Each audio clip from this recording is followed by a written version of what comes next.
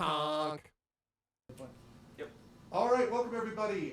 Welcome, Argonauts. Welcome everyone to D&D with viewers. Although these are a particularly special group of viewers that we're playing today. We are coming to you live from Worldcon in Washington D.C. Hell yeah! We are here live in a really plush studio, which we have, which we've played out to actually act as some form of. Bedroom, hotel room. It looks like that, but just be clear that it's not actually a hotel room. And actually, I guess I can see, do you have a problem if I have the mask down? Or I'm fine. are you okay either way? Because I'm going to do that, it'll be easier. Oh, my nose is going. All right, so welcome everybody. Can people, how well can people hear? I'm yelling, and I'm probably, the people in the room are like getting blown back against the walls. But can you folks hear? Can the people in chat hear? Can you hear stuff? Anything? Maybe. Hello. Please tell me. Hello. Anything. Hello. Can you hear stuff? Can you hear things? Loud and clear. That is what I love to hear. Oh, bless you, Chenrezee. All right. A+. Okay. I have to turn up the volume a little bit. Yes, you probably will have to do that. This is quite an interesting setup. We must all project. You hear me bellowing and I'm laughing uncontrollably? All right, listen. You take it easy there in the peanut gallery. Anyway, it's good to see everybody. Welcome everyone to D&D with viewers. So for those of you who are new to this stream, I am your host Arvin Elleron, and in fact, I will get rid of this, and I will come back to that awesome cover that you see in just a moment. But I will reveal myself to be, where's my webcam here? I have it. I swear I have it. It's right there. Hey, I'm here. What's going on, everybody? Welcome. So I am going to be your host and master of ceremonies. You can see that we have set up the studio for your education and entertainment. Yeah, Arvin who, very funny. But yeah, so this is my channel. I do a lot of story and narrative and things like that on my channel. A lot of tabletop games. We have a lot of stuff that we do on a monthly basis. And I am honored to be joined by an incredible crew that I'm going to introduce to you in just a moment. But I do want to just quickly mention that the adventure that we're going to be playing today is coming to you from Critical Crafting, and I saw that we had a couple of the writers in the stream, and it is called Midwinter's Mourning. I met these folks at Origins, actually, and I had a chance to speak to Dylan Olney, who I believe is the lead of Critical Crafting, or one of the leads of this, Dylan really impressed me, and then impressed me again by sending me this material. So this is actually an adventure by them. If all goes well, it's possible you may see more from these folks on my channel. We may do more stuff on that way along the line. But it's really beautiful work. I've been joking with the players here that I don't entirely know how Dylan expects to stay sane and produce on a monthly basis this kind of content. But you should be following the Patreon. You should support the Patreon, not just of my channel, but also of them if you are interested in more content. So what I'm hoping is that the Critical Crafting folks can put a link to their Patreon in the chat, and maybe one of my amazing mods, might be able to make an incredible command for that, so that people can see where to get this content, because it is really, really amazing. Oh, Arundel has already done it. Dude, that is like, okay, so Arundel is, as I've said, the best. It's super awesome. Thank you, man. You did it 10 minutes ago? Of course you did. I mean, why am I surprised? So anyway, there it is. So these are independent authors and artists who do really wonderful stuff using the OGL with 5e, and it's really great, and you're going to get a chance to see how great it is. Now, quick note about this as well. This adventure, which is intended to be a one-two shot, is not. There's no way we're going to get this done today, especially because we're getting started at 1 as opposed to 12 because I couldn't find parking. Long story.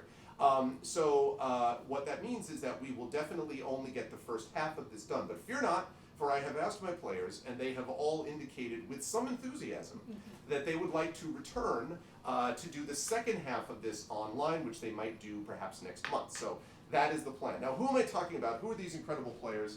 I will tell you about them now. Oh, yes, I'm being reminded that I should tell you about ways to support the channel. Very quickly, follow the channel. Check out the YouTube with !ArvTube. That will get you over there. You can subscribe to that channel, and you will get all the video information. We have literally thousands of hours of content over there now. !ArvCord is the Discord channel. You can hang out with the best community on Twitch in Discord. !ARV tweets is the Twitter where you can follow me when I go live and talk about writing, streaming, gaming, music, family, teaching, occasionally a little bit of politics in there too. So that's ARV tweets, and the website for this is arvanelleron.com. Financially, !ARV shop is our merchandise area. That Patreon right there is !ARV. That's really the financial backbone of the channel, makes a big difference, as does subbing to the channel, which allows you, both that and with the Patreon, to get inspirations, because there may be a need, chat, for these players to be inspired at some point during the adventure. I'm just saying, like, I don't know if that's true, but it may be necessary, so we'll see.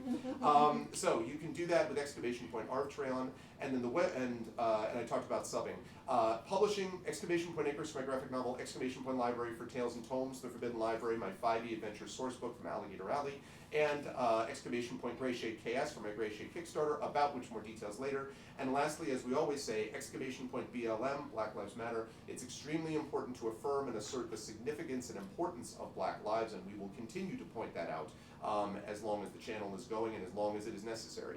And !Help Now, which is the World Health Organization page on suicide prevention. Very important to reach out to others when you need help and to reach out to others when they need help as well. Now, having said that, and having realized that if I'm not going to wear a mask, I don't need it around my neck like a scarf, I can now bring us over to D&D to reveal this crew. This We Few, We Happy Few. Please ignore that. I don't know what that is. Bear with me. I have something that is there for no reason, and I don't know why.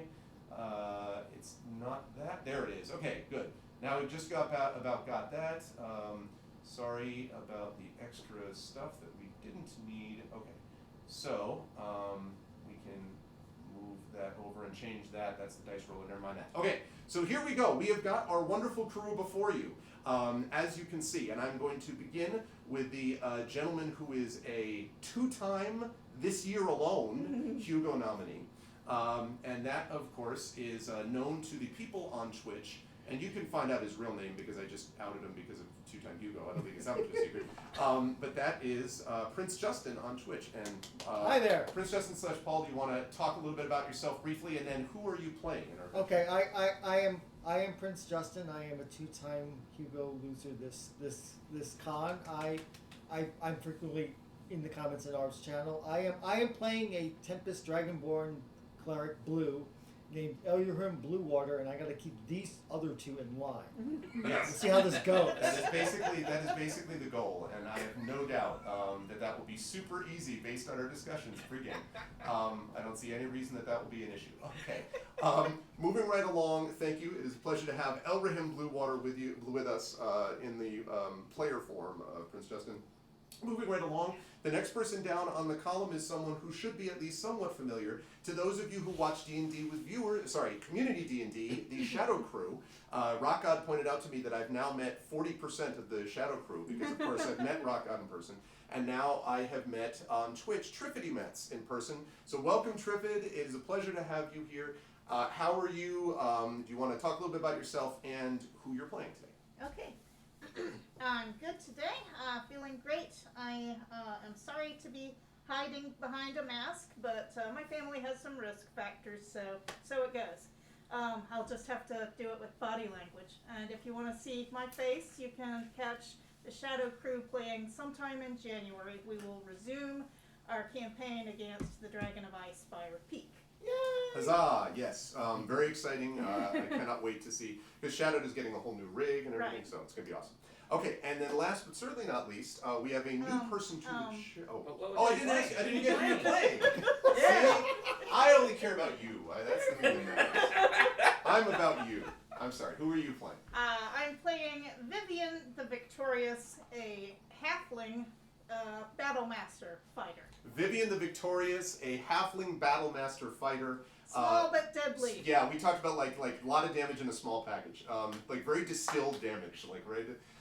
So this is going to be great, and I'm going to ask Chad about audio checks in a minute. But first I'm going to move on to the last person here who is new to the channel, although not new to these people, and that is one Mr. Sean Duke. It is a pleasure to see you, and to, of course I already met Sean earlier today, but you know, in person on stream. So yeah, tell the people a little bit about you and then about your character you're playing, please. Sure. Short version is I'm one of the co-hosts and producers of the Skiffy and Fanty Show, which also lost to Hugo this weekend. So Yeah. Woo! Four-time Hugo loser. Four-time loser. That's great. And yeah, that's all you need to know about me. I am playing Sir Reginald Bartholomew III, a tiefling bard. A tiefling bard. I noticed the hesitation because there was some discussion of what kind of tiefling bard, and you're just like, what, tiefling bard values, and like what you're gonna, so, these folks are all in various stages of moral development, I will say. So like, this is the goal. Now, chat, I have a question about audio for everybody. How is everyone's audio right now? Obviously it's gonna be inside a room, it's not gonna be absolutely optimal, but is it audible and not like terribly scratchy and rough? Let's see. Cobra Commander is pretty expressive and masked. Body language is underrated. Well, yes, that's certainly true. Garlic Tofu says it sounds fine to me. Chenruzzi says nice and clear. And the next two are like terrible and no. Okay, it sounds like, so I'm gonna assume that means clear as crystal. Hey, listen. Yeah. Right. We'll take it. Before the gods find out, let's Let's get to it. Okay. So we are here, folks, in the world of Midwinter, and specifically near the land of Midwinter. And Midwinter is a village which is located on an island, and it is best known for being an island which much of the year is covered with ice and snow.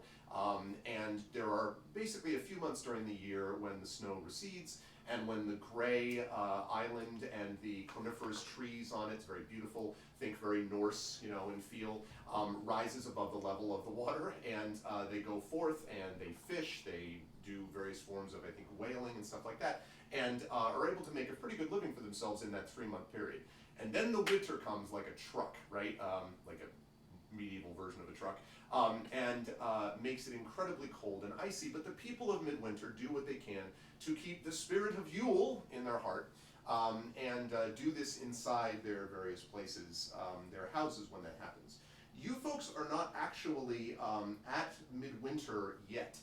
As the adventure begins, the three of you who have adventured before, and I'm going to ask in a moment about how you all knew each other in characters as an adventure, but you folks are looking for a quiet place to spend the winter holiday after what you have all come to refer to as that adventure, which was just crap. Like it was painful and tedious and hard and difficult, but you did it, and now it's like it's time for R&R. Like, I mean, you need some downtime, and so you were deciding, like, this is a place that I can actually relax, because Midwinter is famous for its hospitality. Yes, it's cold, but inside all of the houses, there's tons of food because they make tons of heart, and it's like beautiful, and there's music and trees and dancing and candy, and like there's just everything, right? So it's a place that you definitely have been thinking about.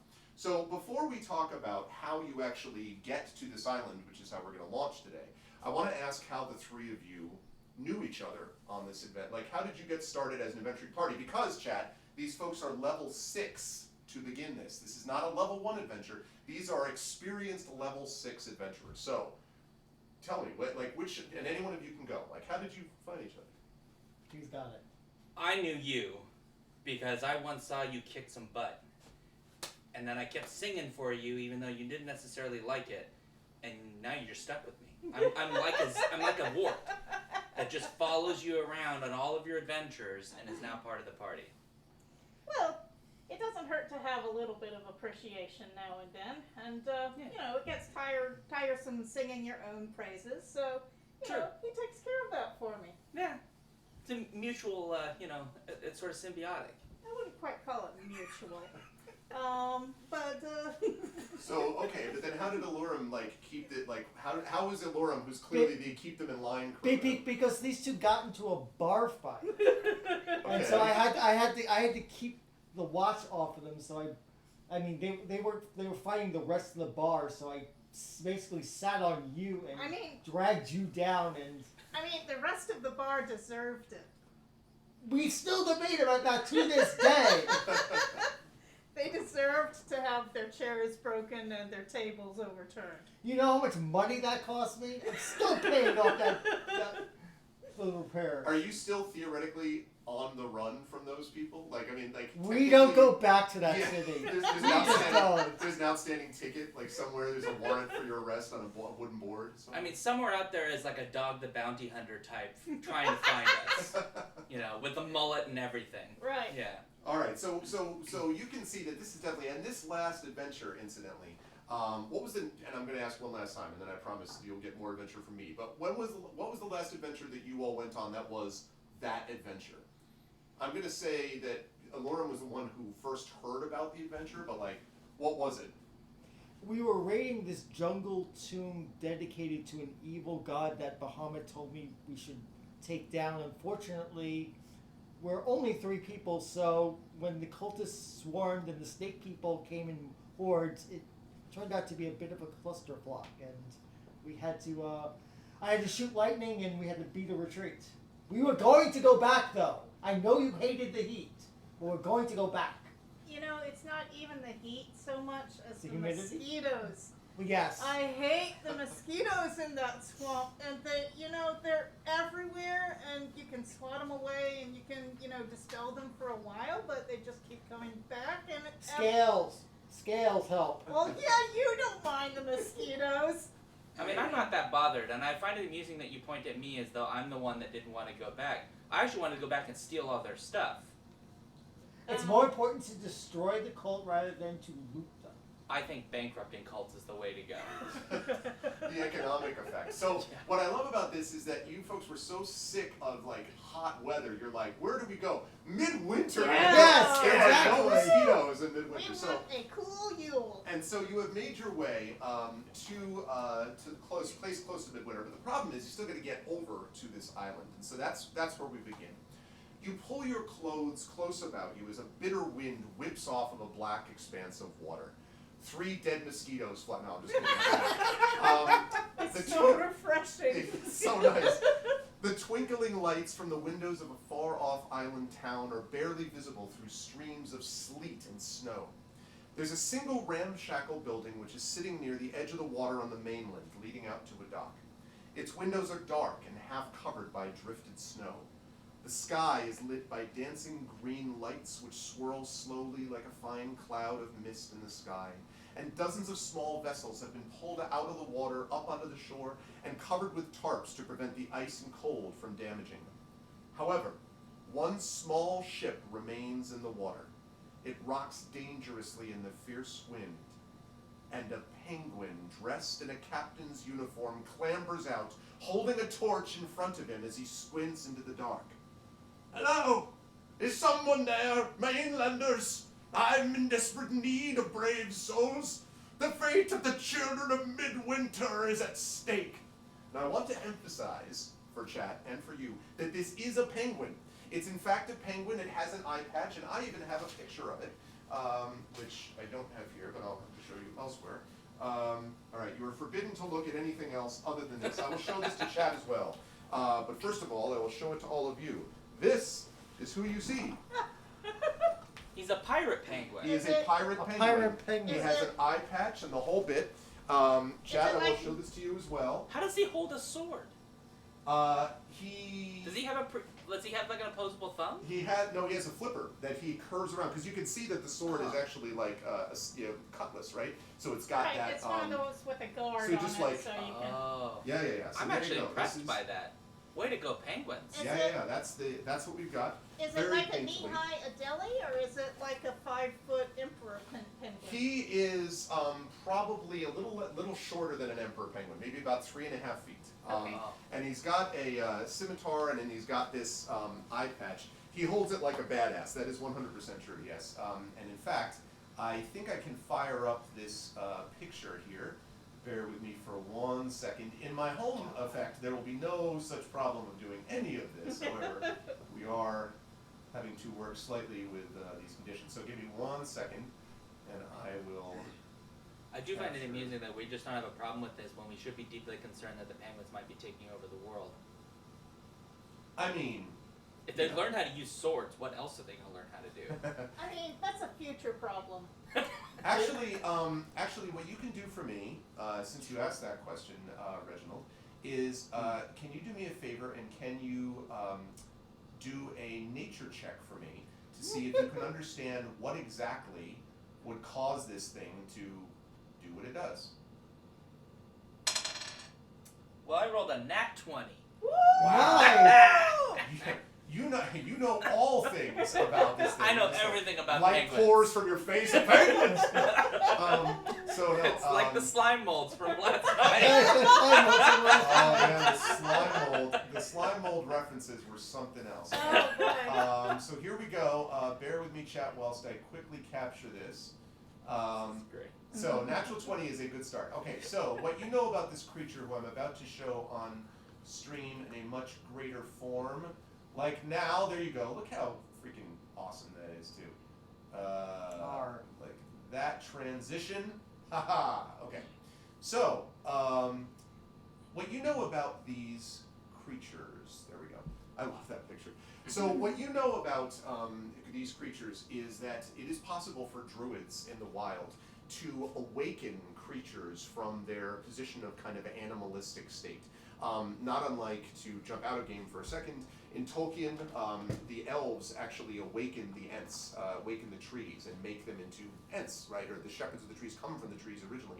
In this world, back in game again, you know that druids can awaken creatures and make it so that they have the ability to walk, talk, reason, that they are given consciousness. And it takes a powerful druid to do it, but there are druids sometimes that can do that. And it seems likely that this penguin is either A, an illusion, or B, is an awakened penguin that has been there. Why, in fact, he's a captain, you'll have to talk to him. But so he walks forward and, what? You all are adventurers, I can tell. You've got the look upon you, and also the bags of stuff that you've got. And is that a harp? What is that? He's like pointing behind you. Yes, that's a very large harp, because my character is carrying my harp on little wheels like luggage through the snow. See what I have to deal with, guys? So he's just like, you're rolling a harp through the snow, you say? Yeah, I mean, that's how you do it. You should The see jungle what he does to adventure do in would a have been swamp. so much easier if we hadn't had to build the raft for the harp and tow it behind us all the time. It has sentimental value. This is exactly what adventurers argue about. I've known about them before. These are clearly what I need. I'm begging you. You must help the children of Midwinter. What's happening? Well, it's quite a tale. You see, it begins with No. Arv takes Hey, out an I- eye patch. Maybe He says, "I am Admiral Airy." Now, when he says Admiral Airy, he takes his sword, which I don't have in front of me, my water bottle. He takes his sword. I am Admiral Airy, almost like Power Grayskull, right? Like just lifting it up towards the sky. I am Admiral Airy. I ventured across Bleakburg Bay from the town of Midwinter in hopes of finding brave souls to aid our beloved town. The Feast of Yule approaches, and while this should be a time of great celebration, many of the children in town have vanished. It's as if they were Yule lads themselves, possessed by the power to turn invisible. Will you aid me? Will you venture across Bleakburg Bay and investigate these disappearances? I'm only one penguin with a cutlass. Please, you've got to help. And by the way, I should say that the voice I'm doing is literally it's this 3.5-foot penguin who sounds like a sea dog, but you know. So I nod. Okay. Yes, we're going to help I you. reach out and I gently poke him Oh, in the chest. I was gonna say where in the chest he's like, is there an issue with my? What's wrong? Does he feel real? Oh yeah, he Yeah, feels 100%. You feel feathers and like Okay. a little bit of blubber probably below the feathers, and you just Got like, it. And he's like, he sort of is, why, you're making sure I'm real? And for just a moment, he does this, and then like almost as if he's like, don't The spell wearing off of it. don't waddle, yeah, don't waddle. I mean, I know the wooden badger wasn't real, but you don't have to poke everything now. Look, there are things in this world that are illusions, and there are things that are not. And the easiest way to tell is to poke it. It's not the safest way, but it is direct, and I like that. I mean, I don't know. It seems logical, so that's good enough. What Oh, about the poisonous snake that I had to cure you for 2 weeks sitting in a tent? Well, what you don't know is I just wanted you to suck the poison out. Oh. Of my knee! Of my knee! Come on! What is wrong with you all? You sickos! We all have interesting forms of discussion. It's the banterous banter that I like. So he says, well, if you're looking for transit over to the island, well, we have a perfect meeting of the minds. I've got a boat, you've got a captain. You'd have a hard time getting over there by yourselves. It's very difficult there to get across Bleakburg Bay.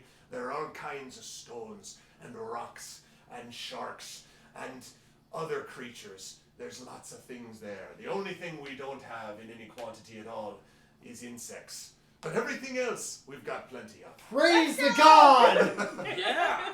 So he says, make the penguin work for it, and even if that's a roll of persuasion. So you can certainly ask Aria the things if you wish. Otherwise, but he's not like dragging you, but you can see his boat. Now, the boat it's a little ambitious to call it a boat. Like, it is a boat, but it's like a little. And you can see the choppy waters, I'm a heavy dragonborn in chainmail armor. I'm gonna look at this boat askance like.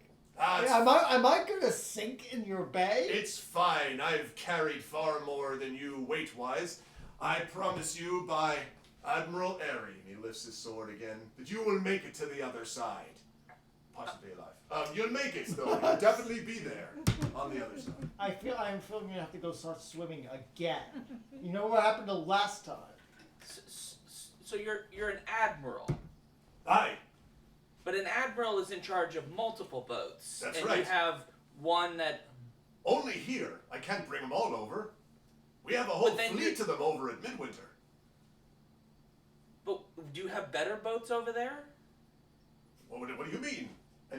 So he points down to the boat, and he kind of is just like, he gives you this, like, and you notice that he keeps rubbing under his eye patch with his flipper, and a couple times you note that it's pretty clear he doesn't actually have anything wrong with his eye. Like, you can see that it's just... so he occasionally does this, like his eye is kind of a little itchy, and he says, well, I mean, how could I get a better boat? Listen, that right there is the SS Emperor. The SS Emperor has never actually sank below the waves. The SS Emperor has a perfect record. 100% of the time, that boat has made it across and back. It's never sunk. Look at it. Is this your first time across? No, I've come across many times. In the Give Emperor? me a number. 1,000 times, at least. Have you ever had passengers? Sure, all the time. Passengers all the time. How do you think they get over there? But We run a whole ferry service, just not usually this late in the year.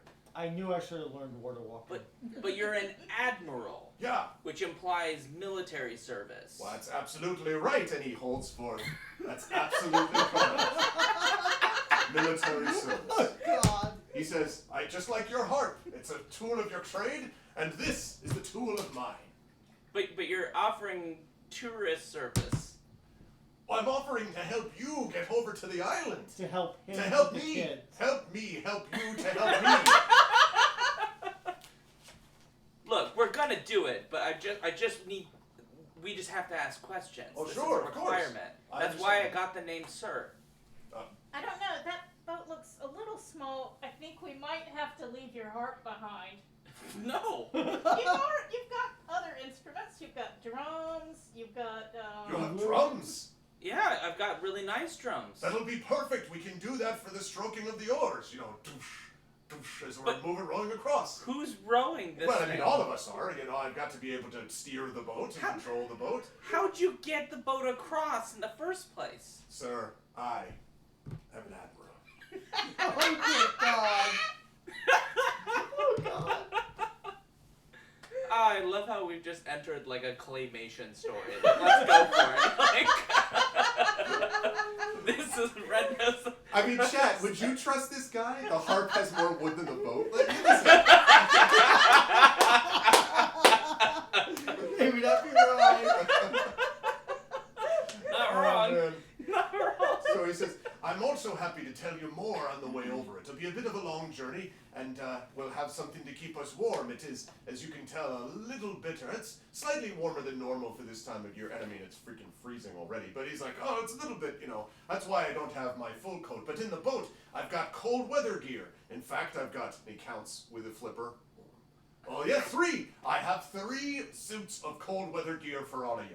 Some of the finest sealskin. They sacrificed themselves for us. I think it was either that or it was the sea lions that killed them first and threw them up on the beach. But anyway, we have sea lion skins, seal skins for all of you, and things to keep you warm. Also, boots that'll keep you warm in the snow.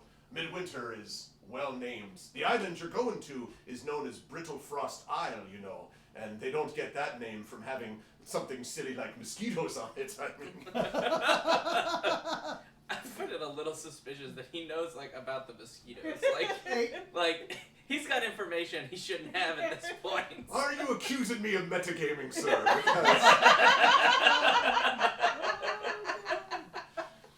He does tell you though that there are a number of tourists that, although they're usually over by now, like if they're going.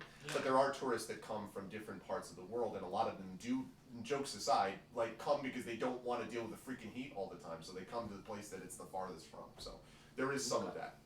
So he does run a tourist service. Well, it seems from the way he tells you, it seems like there is a tourist business over there for sure, but mostly is sort of in charge of he keeps referring to it as the Navy, and it's unclear what that would refer to, but this boat that you're looking at looks like a boat. I mean, it's a bit bigger than a rowboat, but it's not. Does it have a sail?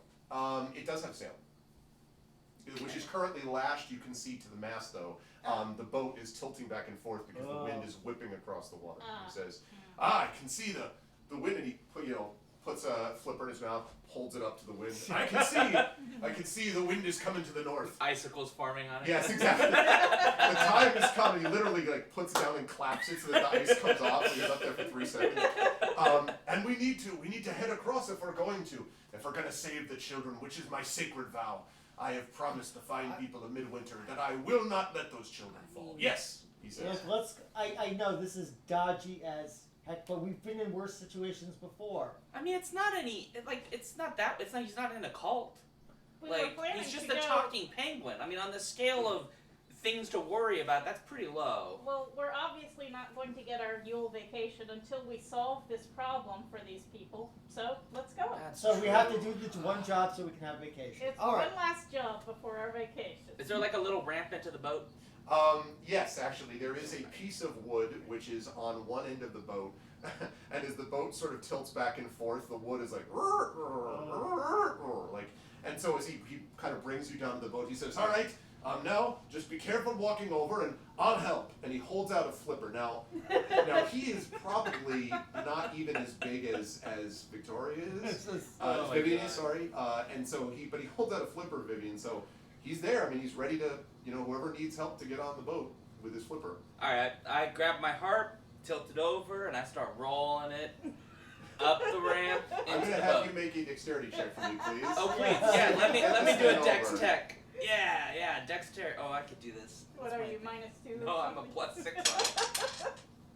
I got 21 total. Wow. All right. So you start rolling it over, and he's got his flipper up to help you. So as I'm going to see if I can do this so that the cameras can see it. So as he does it, he's like this, and eventually his head is below the water, and it's just his flipper, and you hear like he seems fine, but he's just all you see is the flipper in the end of the boat. And so you're able to get off and into the boat, and the boat rocks alarmingly as you get in it, and then he comes out.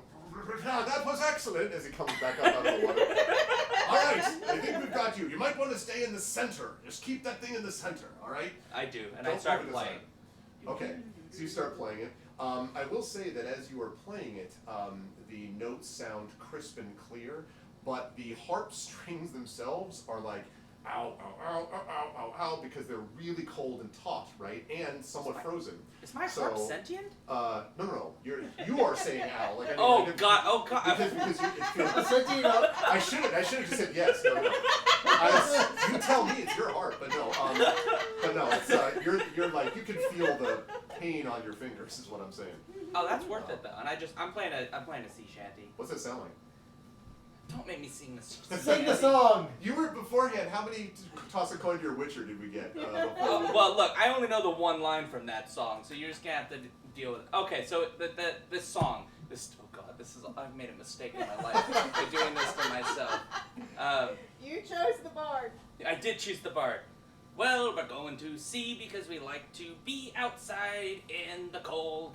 And then that's it. That's all you're getting. And he's just like, excellent. It's the kind of music I know comes from adventurers. It's got that sort of tinge of, sort of feel of the deep south.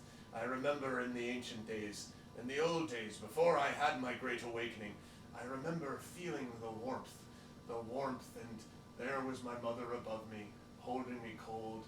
When I was cold there, keeping me warm in the egg. It reminds me of those days. So so what druid awakened you and why? We It was can a save great that for the trip. Yeah, I should say that for the He time. looks like he's about to launch it, and then you're like, okay. So, All right, you so he go says, next. All right, so he holds out his flipper for you. I ignore the flipper. This was cocked, so roll Okay. again. Okay. Oh, and that is a 5 plus. What is my dex? Plus 5, so a 10. Okay, No, wait. 10. Yeah, 10. Okay, so he, so you're able to. I mean, it's a little like because you're not dragging a harp behind you. You know, you're able to make it up okay. Although it's a little bit unsteady. As you're getting into the boat, he, despite the fact that you don't take the flipper, is just next to you, still doing this, like taking it out, and then comes back up. All right, that's 2 of them then. And you, sir. And now comes the 6'7" tall dragonborn coming down this ramp. Right. So he has his 250 flipper pounds. way up, you know, trying to reach your I'm hand. not going to. But, and that is a whopping 6 listeners. Okay, so so you start going, like, you go up halfway, and the boat, now at this point you got the harp, and you've got the bard, and you've got the halfling fighter, and you got so the boat is like, and it's like listing awfully low in the water. So as you get on there, the boat, fortunately the harp was in there first, that helps balance out the weight. But you get up and you're like, and your foot starts to slip. So I need you to make a dexterity saving throw for me, please. Please, Okay. Paul, I want to sing a song about it. He's going to torpedo this glorified raft. Yeah. 2. So you're like, he's like, oh, don't just grab them. And he reaches desperately for your claw, as it's clear you're not going to get it. And he kind of bangs into the wood, and the boat rocks, and you just into the water. So Splash. there's a massive splash. Now, when you hit the water, you're not harmed because it's water, but this is as cold as you have ever felt. And I need you to make a Constitution saving throw for me. All right. Cold This as is ice. cold water. Paradise. That's a 10. Okay. Oh, he's doing better. I would say that that's enough. So you actually are not going to take any damage from it, but you feel even through your scales the chill kind of, passing through you. And when you come up, it's like, this is just shy. If it weren't for how choppy the waves were and how much water we're talking about, this would be frozen. It's sort of hard to believe that it's not. Oh. And so you kind of come up, and he's like, "Are you all right?" This is not my element, except when it falls from the sky. And he says, "Well, it came from there." Well, anyway, never mind. I look around for a rope. Okay. There is actually a coil of rope in the boat, which you could toss out to him if Is you it wish. attached to something? It's not. You'd need to, but there's like, gunnels, there's things you could run it Yes. around inside. Okay, I do that first, and then I throw the rope. Okay. So you throw the rope, you catch it. Now, there's no problem with catching the rope. Yeah. You're like right there. But you are going to need to make a strength check, and you can do this at advantage because I'm assuming you're helping to pull the rope as. With my minus whatever strength? Sure. That doesn't matter. It's okay. It would be super helpful if Reginald were also helping, though. But is Reginald doing that or just still playing the harp? I've been playing the harp this whole time and coming up with lyrics. So I want to be clear, Chad, that as the boat is rocking, and everyone's falling, and everyone's like, "Let me help you," Reginald's just playing the harp. That's like not this. that harp song. Right, I'm- and the halfling is trying to tow the dragon. So who's making the strength check? So Whatever you you are. make. Okay. You're doing it at advantage because Okay. of the help from. I'm actually from strong, so this might actually work well. Okay, so that's an 11. That's but it's an advantage. and that is a 12. Okay, Don't you that's have enough. Okay. So you pull yourself over. So you pull yourself onto the side. Now, as you do so, the boat goes like this, and Reginald, you notice the harp is like over this way, and you're like, playing, yeah, okay. And then like you get in and so Ari says, excellent, excellent. All right then. So we're off, and he runs up the wood very dexterously, kicks the wood into the water, like doesn't even, and then there are 2 oars that you can see in the gunnels, and he comes up to it, and he says, he comes up to the harp, which is like right between the oars, he's like,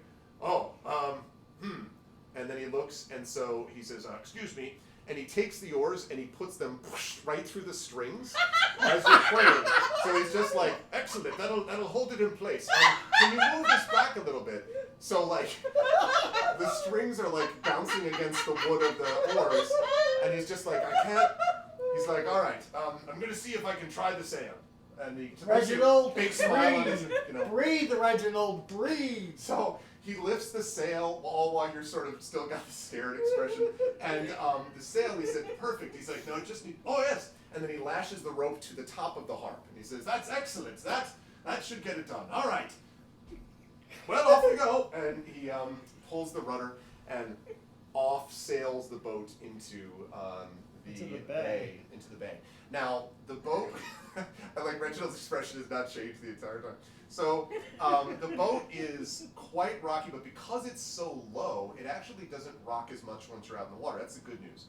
The bad news, and you notice this, Alarm, is that, so the boat's like this, right? The water level's like maybe a few inches below the level. Like, it's really low.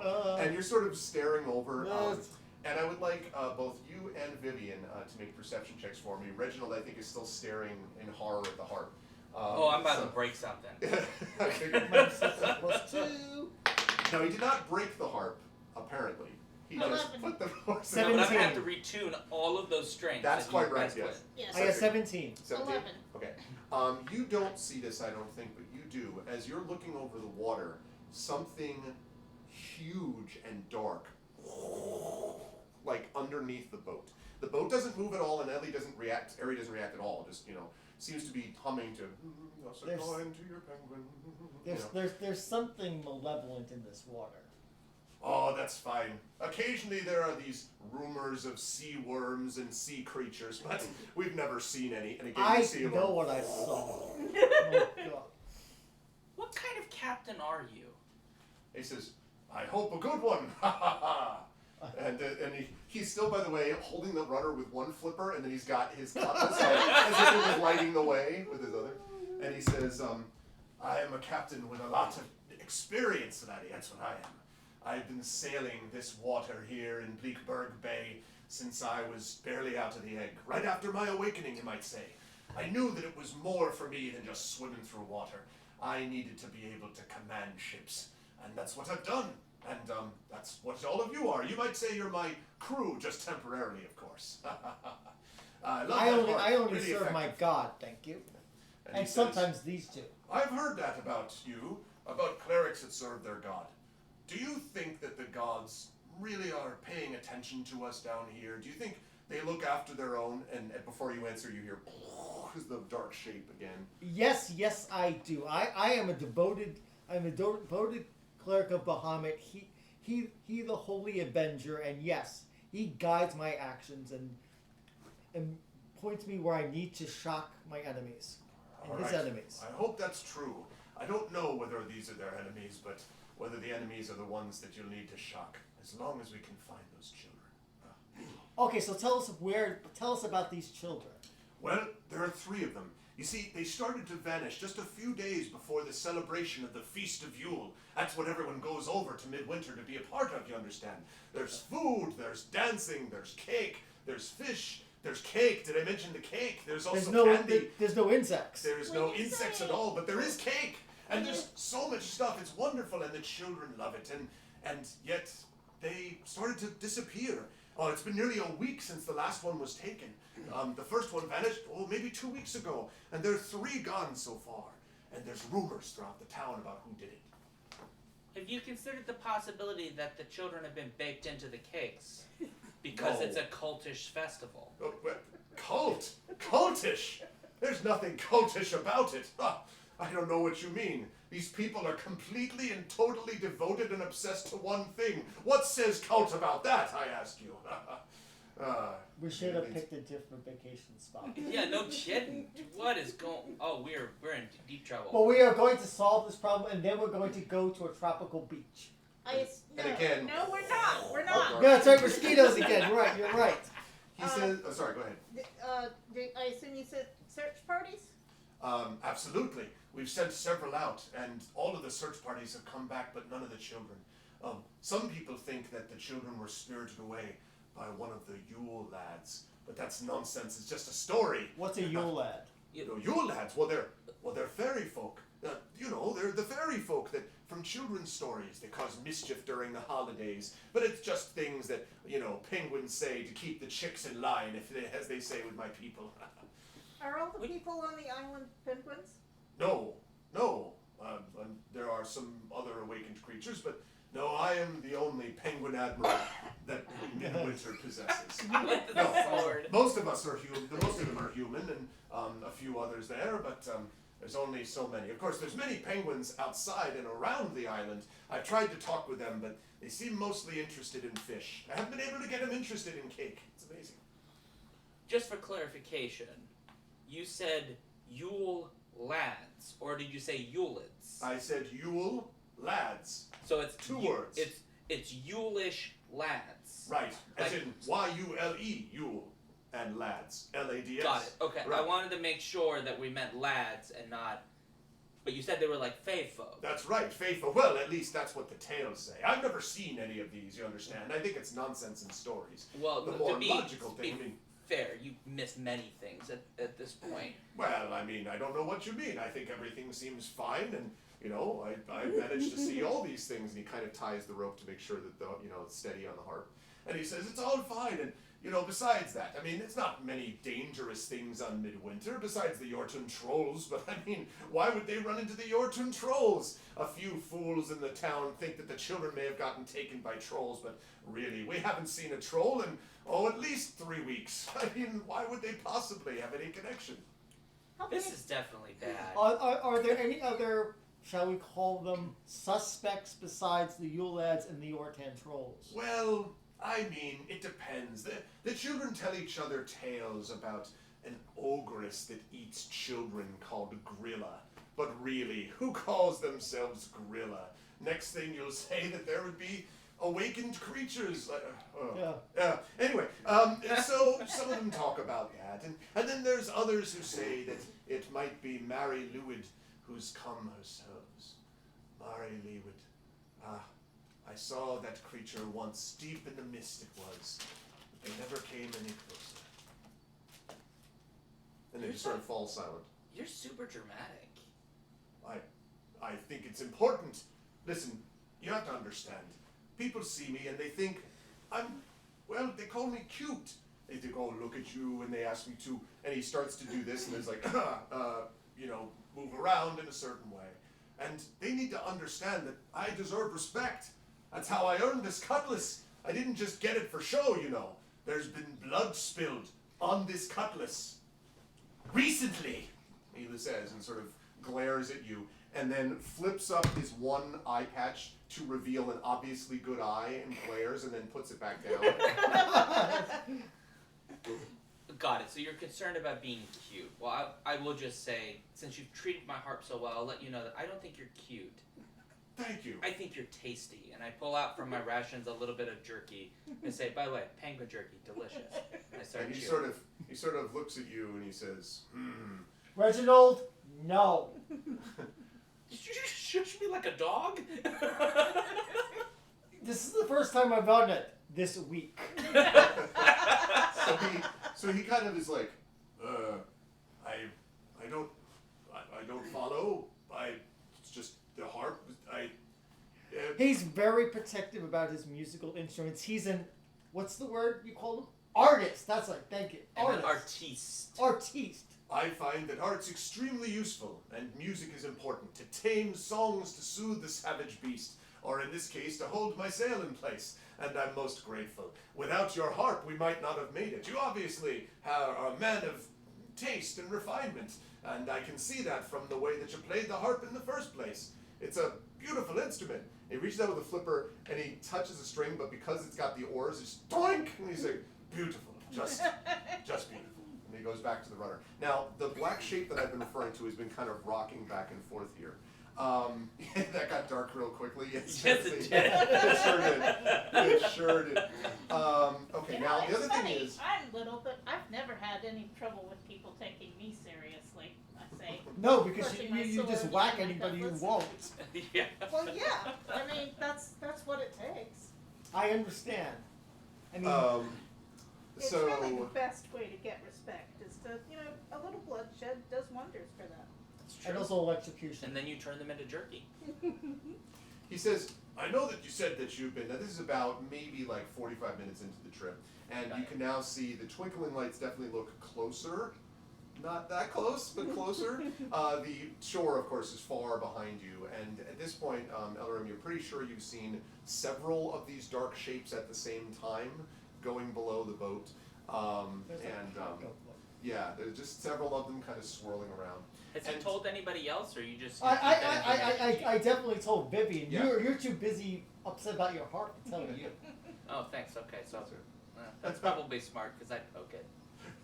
Yeah, well, you wouldn't. Yeah, Vivian actually, once he tells you, you can look down.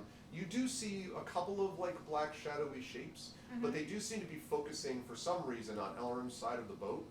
It's not clear as entirely as to why, but they seem to be looping around underneath his particular area. But they're big, though. I mean, much bigger than the boat. Very large. I just want to make sure we're clear on how big relative to the boat. That they're very enormous, and just want to be clear. Okay. So, as you're about 45 minutes in, Ares says, holding the tiller, and again, still going along pretty low in the water, and he says, I believe you've said that you'd come originally from warm weather. Every time we talked about, I made comment about the insects, you all cheered and pumped your fists, and I'm assuming that means did you come from warm weather? Have you been in warm weather recently? Yes. Yeah. It was It's very warm. it was a warm and fetid swamp. He says, I think it'll be important, it does get pretty cold here. Any of you ever been in a Sharn storm? What? A Sharn storm? What's a shard? So he says, no, not Sharn, Shar. Hiar, like H.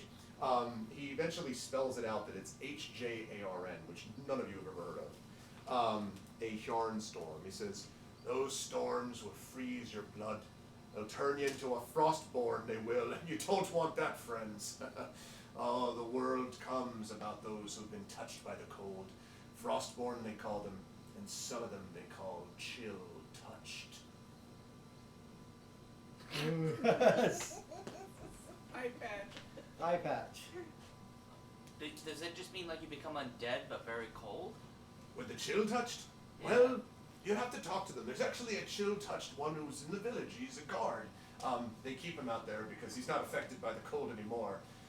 Poor fellow. Well, He's that not really sounds like affected a by good thing. anything. Yeah, I'm not seeing the downside. But if he's Well, undead, you haven't seen him yet.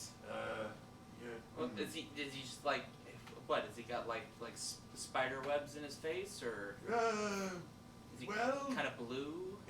He's the penguin. If there was a way to have an uncomfortable expression on a penguin's face, that's what the penguin.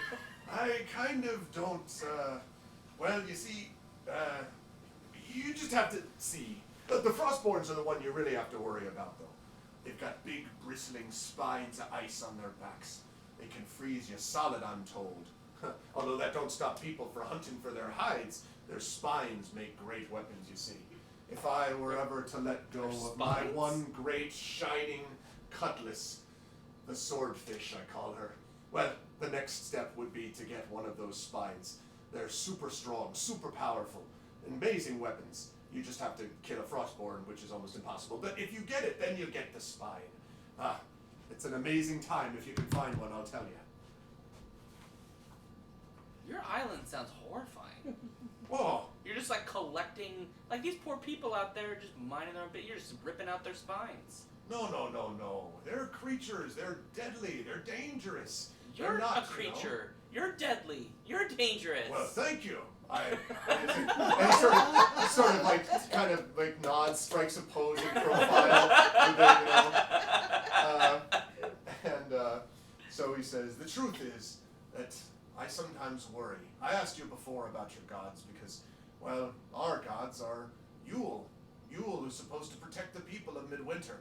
But honestly, with what's been happening, I've begun to wonder whether Yule even exists. Why would he allow children to be taken?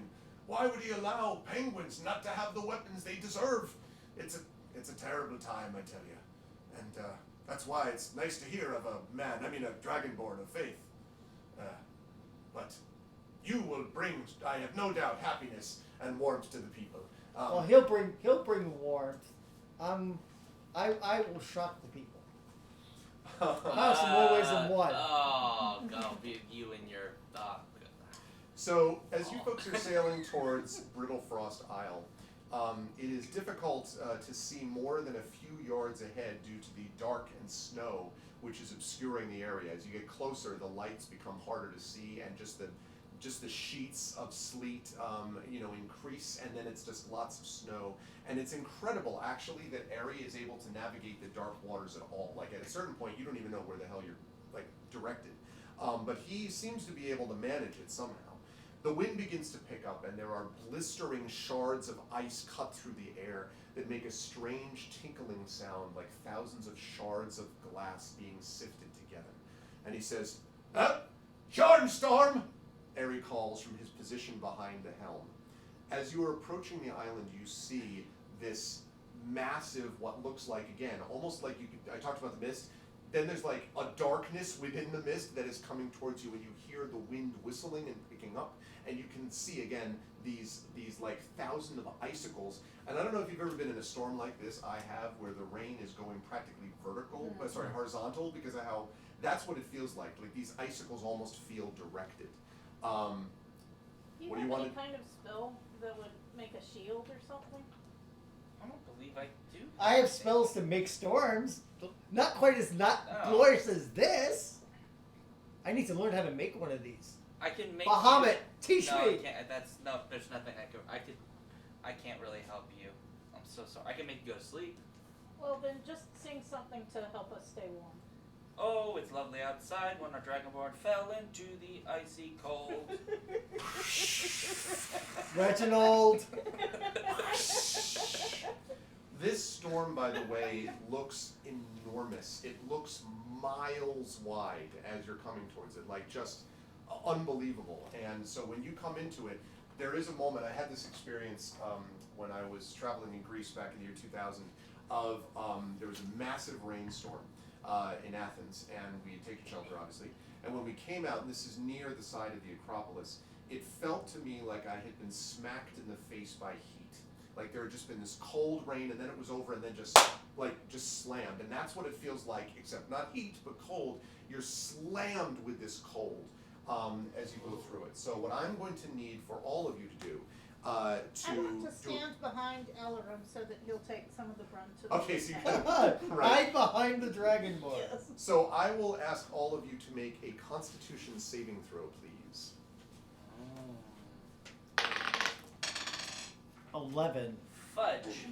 A 4. Okay. 18 plus whatever. Because you were hiding I behind was me. gonna say, the one behind the Dragonborn has no problem. That's how it goes. The dice follow the narrative. That's exactly right. Embrace the randomness. But unfortunately, Sir Reginald and Lorem are not so lucky. You are going to take two things. First of all, you will all take, the two of you will take a level of exhaustion.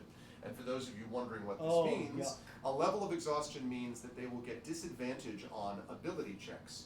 As increasing levels of exhaustion happen, things get worse. So let's hope we don't arrive in that area. But that's the idea. So you're going to get disadvantage on ability checks. And additionally, you are going to take some damage from cold and slashing from these from this ice. So I'm going to roll my special dice. I was thinking about rolling this one. I'll show you this, chat. My original 6-sided die from the Red Box 1985 edition with the crayon still drawn into it. But I'm not going to use that for this one. I'm going to use my standard dice here. And you are going to take Look at that flex. Do you see that flex he just did? Like, oh yeah, I got like one of the original cool versions. Damn right. Okay. So, wow, that was extremely fortunate what I just rolled for all of you. Thank you. Okay, so you're going to take 5 points of cold, Ellerim and Reginald, and you are going to take an additional, wow, I think I literally rolled like 5 ones out of 6 dice or something. An additional 2 points of slashing. So 7 points total. So I think that puts Reginald at 32, if I'm right, and Ellerim at 40. 38. You Sorry? said 7 or 5? 5 plus 2 is 7. Seven. Oh, 7, yeah, I'm sorry, Yeah, so so 38. 38. Yeah, that's right, sorry. Okay, so 38. All right, you, however, Vivian, are, I mean, it's fine. Like, where you are, like, it's fine. There's like a lot of ice that seems to be going in a dragon-born shape around you, like, so, that's the deal with that. You're welcome. So, when he says, you might want to put on more of that, whoosh, you can barely hear him, but that cold gear, whoosh, because it might get worse, whoosh. This is just a squall, whoosh, like this squall, So there is cold gear at the bottom of the boat. What kind of admiral doesn't tell the members of his new crew where the gear is? Well, it was right below your heart. He's the worst. How many hit points does the harp take of damage? It's a magic The harp. harp takes 150. No, I'm just kidding. It's a magic The harp. harp seems fine. The strings, we'll see what happens. They're magic strings. The magic strings. Okay, but there is cold gear down below. Now it does look like sort of the one size fits all, which means Oh, dear. it's a little like So It's too tight for him. It's basically like a cloak, right, for Vivian, and for Alorem, it's kind of like he's just like cold gear's great. But it fits me perfect. Yes. Of course. You notice also that the cold gear seems sort of oddly formed in that it's got you put it on sort of like a jacket, but then you notice that there's like a spot on the end of the sleeve that can fold over the hand, and then it sort of has these like attachments down at the coat, so it feels a little like you have this desire to kind of. I do them. I put them out, and I go, I'm a penguin. And he says, "Oh, I never noticed that before. Anyway, they look like basically penguin gear is what it looks like." But yes, you're able to put this on, and in the meantime, he is going to try to continue to navigate the area. Now, do any of you have those folks who have like a higher wisdom or survival? Does anyone have a particular? I have You don't, yes. I have We talked about survival that. of +5. Okay. Oh, look at that! You're useful. So, Ellerim, at one point, Aerie sort of calls you over and Yeah.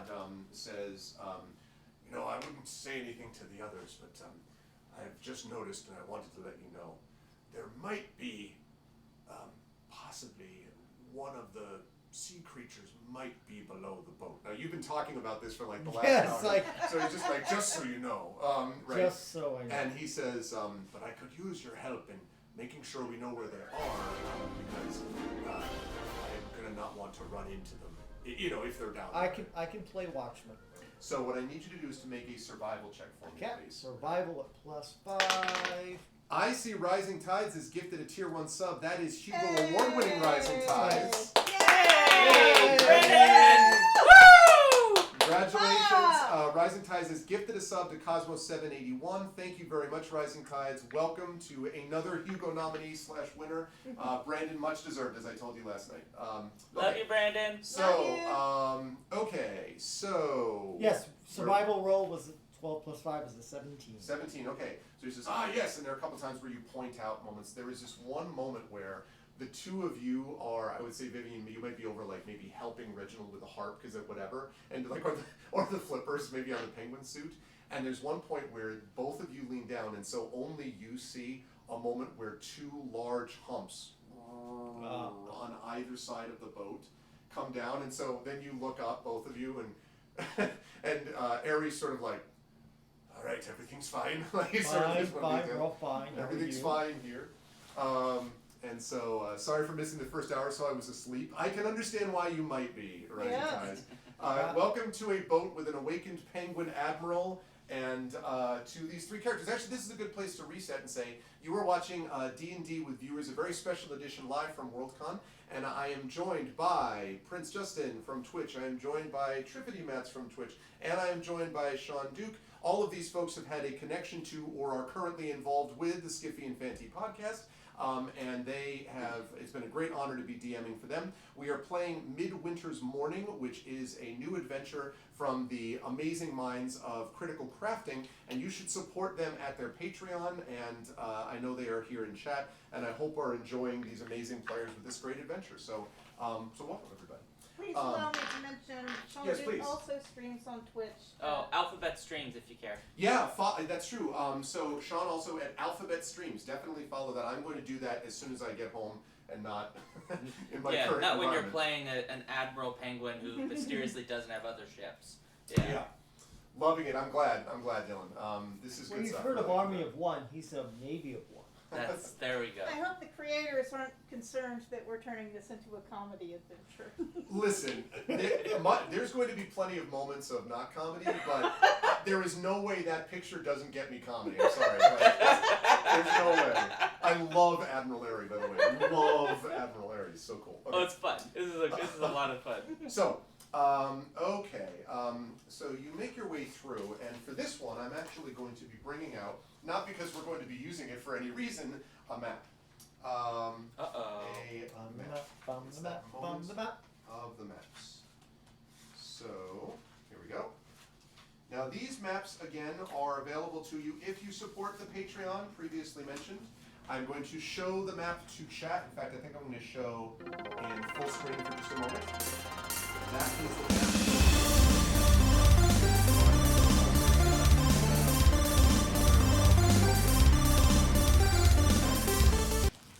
And I'm going to put this on the bed for all of you.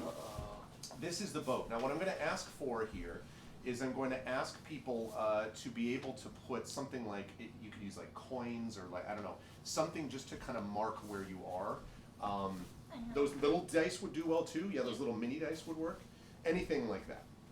Okay, just to get a sense of it. I'm there. I'm right there. I was near the front because I was hoping to spot. I was pictures. standing That's behind right. you. Yes, because I'm a wall. I'm a better wall than a clerk. Oh, did that fire up the... Oh, I'm so sorry. I didn't realize I had the general video on. Whoops. Sorry. I couldn't hear that. Let me show you that again. Oh, I can't. Other things on there. Okay, wait. I'm going to move this off again because they didn't see what I was talking about. Sorry. This is the map I was showing you. I apologize. This is the map that the party is about to be on. That is the boat that they are seeing. So sorry about that. I apologize with that extra music. Yeah, there is music to go along with it too. I'm sorry I couldn't get that up and ready for this as well. There's too much stuff when I'm also on the road, but we will have it for next month. Okay, so now I'm sorry. You can put your vote back where you want it to go. I apologize. Can you handle that, Trish? Yep. Okay, cool. Okay. Yep. Got it. What makes you think it's a combat map, Arudno? It's just a map. Everyone's so Don't give the team suspicious. ideas. It Okay. is Dungeons and Dragons. A couple of hours, so the storm lasts for about another hour or so, maybe 2 hours, but because you're now protected by your, comfortable cold weather gear, penguin though it may be, everything's fine, and the dark shapes that we previously mentioned pass, so you don't see those anymore. And now you find yourselves on the other side of the storm, much closer. You can actually now see the lights kind of twinkling very much closer. You can actually maybe make out the shapes of buildings. So, not bad, like you're maybe an hour away from the shore. But there are also, as you can see from this map, large chunks of ice which are floating in the water, which creak and crunch as they drift into one another. And Airy, you can see, is kind of hard pressed to avoid the ice, like kind of just, occasionally you kind of bang into one side of the ice slightly alarmingly. The harp Yes. occasionally rocks back and forth. The harp, which is completely covered by ice, incidentally, and is just, there's a sudden flurry of snow and blowing wind, which blasts against the ship. And Airy calls out an alarm as a massive chunk of ice emerges floating in the water from the blinding flurry. And there is a huge figure crouching atop the iceberg, almost looking like a massive gorilla or ape standing above it. Its stocky body is covered in icy spines, And it looks like, I will show chat this first, it looks exactly like this. My God. It's gorilla. And I will Gilligan show all gorilla? of you that I it know looks it. like that. Oh, it's an adorable Bigfoot. No! That is not adorable, I heard that, no, it isn't. Reginald. Um, You may not make friends with it. He's just trying to wish us a good Yule, miss. Alright, I'm going to see if I can actually pull this up for chat to look at this as well. So, bear with me just a moment, chat. I've got to make sure that I actually capture this properly. Okay, there's that. And there we go. Just give me a second whilst I full screen this. When a DM pulls a map out, it's always a bad sign. And it's, I don't, listen, you know, 90% of the time, yeah. there's no truth to the rumor that we only pull out things that are useful in moments of crisis. That's just not. Look, I'm just saying I have an extraordinary ability to persuade, so it's possible we could just get out of this. Is that? Yeah, I mean, listen. Yep. I'm Maybe not- he's just trying to sell us like tourist guides. Or Look ice at, cream. you know, or ice cream. Very possible. I mean, I would hope they would give us something warm. But There we go. That is what the Cocoa. that is what the players see, and so this thing comes close, and the creature sort of sees you again standing on top of the island, and then it calls out, so sort of pushing over, and it bellows, echoing through the darkness and the ice. That's what it sounds like. Now, I need to know what languages everybody speaks. I speak Common and Infernal, and I understand that because that was drunk. Yeah. No, although it does feel like. What is it? I speak Common and Draconic. Okay. I think I'm common and halfling. Where is that? It might be on your first page in the features and traits section. Common, halfling, and elvish. And Uh, I'm surprised this is It would be speaking so elvish. funny if it was actually Elvish. Oh, yeah, Serrano. Garlic tofu, it's me going to get coffee. Yeah, well, none of you speak this language then. And so it's clearly intends for sort of waits. And as it's sort of the iceberg is drifting towards you, you can see like its eyes glowing a bright blue in the mist and darkness, sort of down on you as if it's waiting for your answer. And Ari says, it's one of the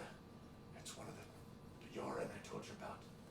He kind of keeps his voice low and he says, they're not very smart, but the Yortun, sorry, they're not very smart, but they speak a language. I think it's giant.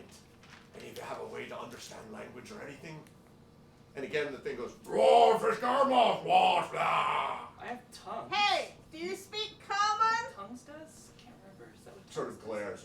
Wash, Yeah, you have tongues. I have tongues. Let's do tongues. Okay, I'll exchange tongues with this guy. tell the fine people what tongues does. Well, that's the Tongues. good question because I didn't. Well, you play, check the player's handbook. I'm pulling it up right now. Give me Well, a no, second. I was talking to the halfling who has the book. Who carries There we some go. book? You must Oh no, read from the. I got it Googled. It's all good. That's the one I don't have with me. Great. So tongues grants the creature you touch the ability to understand any spoken language it hears. Moreover, when the target speaks, any creature that knows at least one language can hear. The target understands what it says. Ah, so So all touch you have yourself. to do is touch it. So the thing is, you can now see this thing is probably 12 feet tall. Or it can touch someone else so they can understand it. You can touch yourself and you can understand it. I don't. Wait, what? It says, Really? this spell grants creature you touch the ability to understand any spoken language it hears. Oh. Yeah, When that that's target right, that's right. speaks any creature Ah. that Yeah, knows I at least was one gonna language say, I can was hear like, I the thought target. that's how it worked. That's Yeah. why. Yeah, I was yeah. just disappointed you didn't have to touch it. All right, fine, that's fine. So okay, so who are you touching? Well, I'm not gonna touch myself because then I have to sing the song, and I just don't want to do it. I feel like I have to touch the cleric because you're the adult. Oh God. Okay. Um, touching the cleric. Yeah, and Critical Crafting makes a good point about the first instance of language barrier was important to writing the adventure because it's so rarely used. Yeah, it's a good call. Yeah. Okay, so you are? Okay. Yeah, I'm getting So- the tongues. So when you do this, so the reaction is, as he goes, says, Warforger ventures through the waters of Skas the Bristling. And it sounds like Skas the Bristling is actually a name, if you had to guess, or at least that's what he calls himself. So he asks you ventures, and he sort of looks down. He says, "I will destroy all of you for invading my land." We are not invading your land, good Scotch. We are merely passing through to the town beyond. We do Now not his need eyes widen the minute you start talking because like clearly he can understand you, and like before, and he's like, "You speak my language." I was given a gift to do so, good Scotch. And he says, "Skos is not good. Skos is bristling." Now Go. So he lifts his hands, and ice like forms in his hands. Like within I don't know 5-10 seconds, there's like a boulder of ice in each hand, and he's just like, and he doesn't throw it. He just goes, Scotch is strong. "Yes, Skos is more strong. Skos is the strongest." And then he throws ice at the boulder. And just takes off like a peak of the iceberg that he's on, just, takes it off, and he's like, and then sort of is like, and he's sort of staring at you. He says, "Why do you want to get to them?" To save children who have been lost. Children, troll children, Yorton children. I do. I'll look at the penguin. Yes. Lie. And Aries like, I don't. Yes. He says yes. Now at this point the iceberg has drifted close enough could be that the true. boat. So I just want to set it. The boat's here, right? So for scale, let's say let's make it this one, right? So here's the iceberg, and then here's Is he sitting on? Are you gonna balance it the on troll. top? It's gonna balance the troll on Oh the my iceberg. god! If that works, I'm gonna be so happy. You can do it. You can do it. Stay on target. Stay on target. Come on, Porkins it's there. can never It'll stay take a on miracle. target. All right, you get the idea. Anyway, for scale, the point is, so he's like, it comes to a stop, but he's looming over you, right? Like just towering over the boat. And there is, even though the sky is pretty much dark and gray anyway, there's even a darker shadow cast by this thing over you. And Okay. he says, so he says, "Troll children do not need saving. Only the weak, human children, the children of them, and then he sees Ares like, those children? Like he clearly doesn't know what this is. Just like, he says, these children need saving because they are weak and they hunt us for we are strong. Will you take these children and train them to hunt us?" And then again, ice boulders. And Ares at this point is like, no, he's got his cutlass, but for the first time, his cutlass has slightly wavered. We were just coming here for a vacation, and now we have been dragooned into saving these children. We're not here to hunt you. If you have nothing to do with the missing children, then peace to you and yours. He says, "Vacation.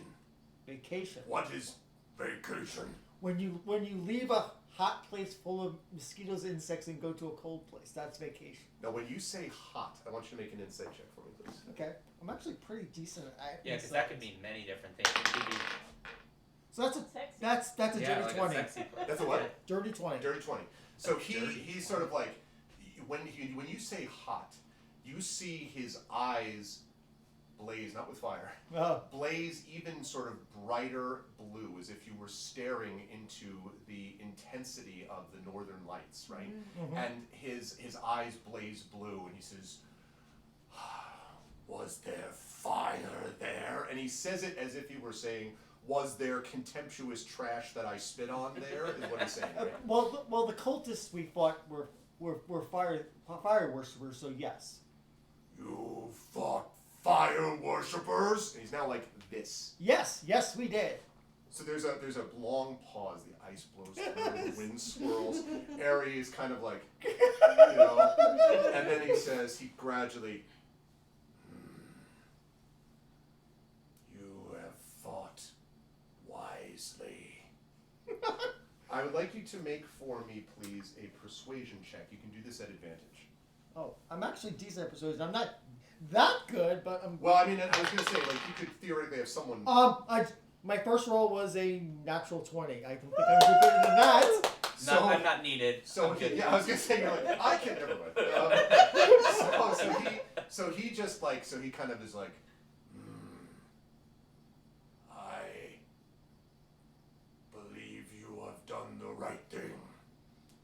And then he reaches down towards the boat. Now, he is, again, he's bigger, but he's not big enough that he's literally like King Kong can lift the boat. But he reaches down and he says, tie rope to hand. Do it. You had the rope, so you tie the rope. Oh, right. Yes. Okay. How do I get up to him? I reach way up. And he kind of reaches down, Yes. and he sort of, and again, his hand is not like 50 times your size, but like, so and he grabs and he takes it. He's like, stay where you are, and then he turns and he starts walking, and the boat's like, straight forward, right, like just straight through, as he just pulls it alongside. And this is the weird thing, when he gets to the other side of the iceberg, because the iceberg that he was on isn't like, 500 miles, right? Yeah. He gets to the other side of it, the iceberg starts to float in the other direction. You don't know what's doing this, but something is causing the iceberg to float along. And something is pushing, and you feel towed along completely smoothly, no issues, right? All the way as you head towards the island.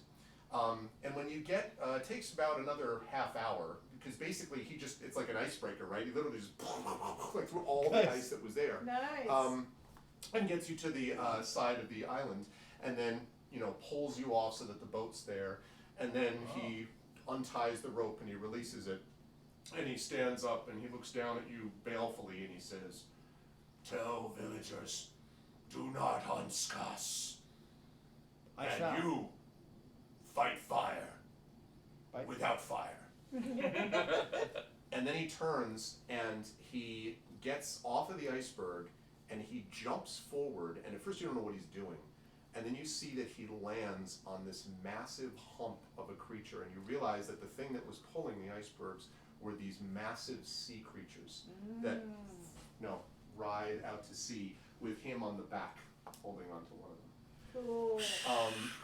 And so he gets it, and Aries like, he hasn't said anything for like 30 minutes. He's like, you are adventurers. See the moment of Willow where he's like, you are great. Like, I see, you are adventurers. So you are now on the shore. Well done, party. Yay. How Okay. long have you all known they've been sea creatures? What?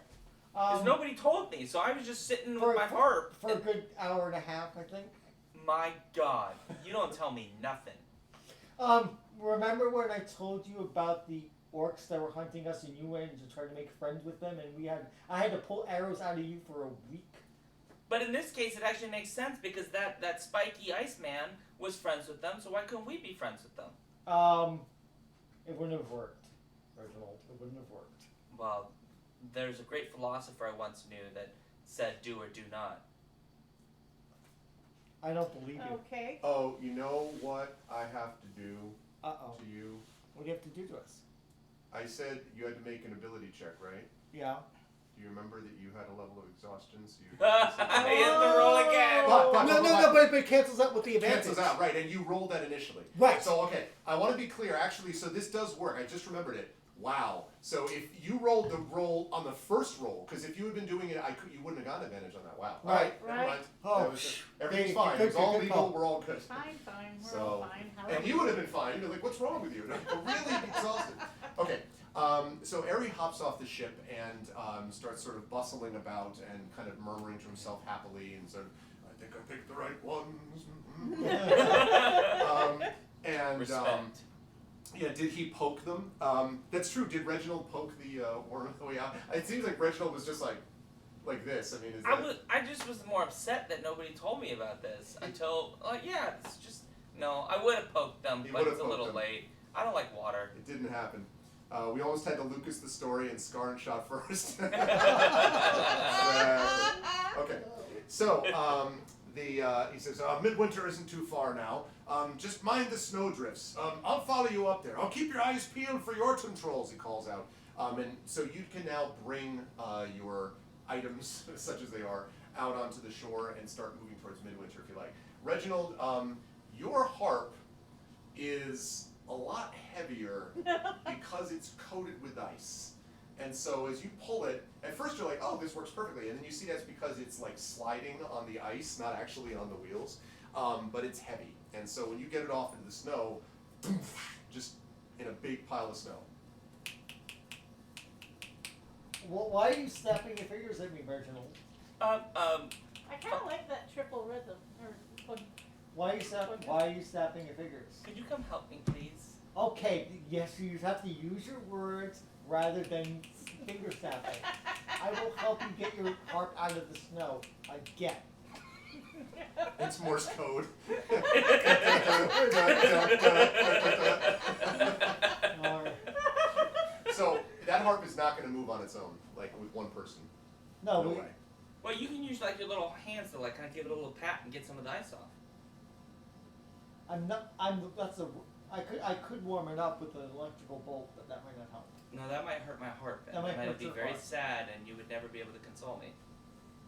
Alright, so cleaning the ice off this thing so that we can actually move it and then lift it out of the snow. With your penguin hands.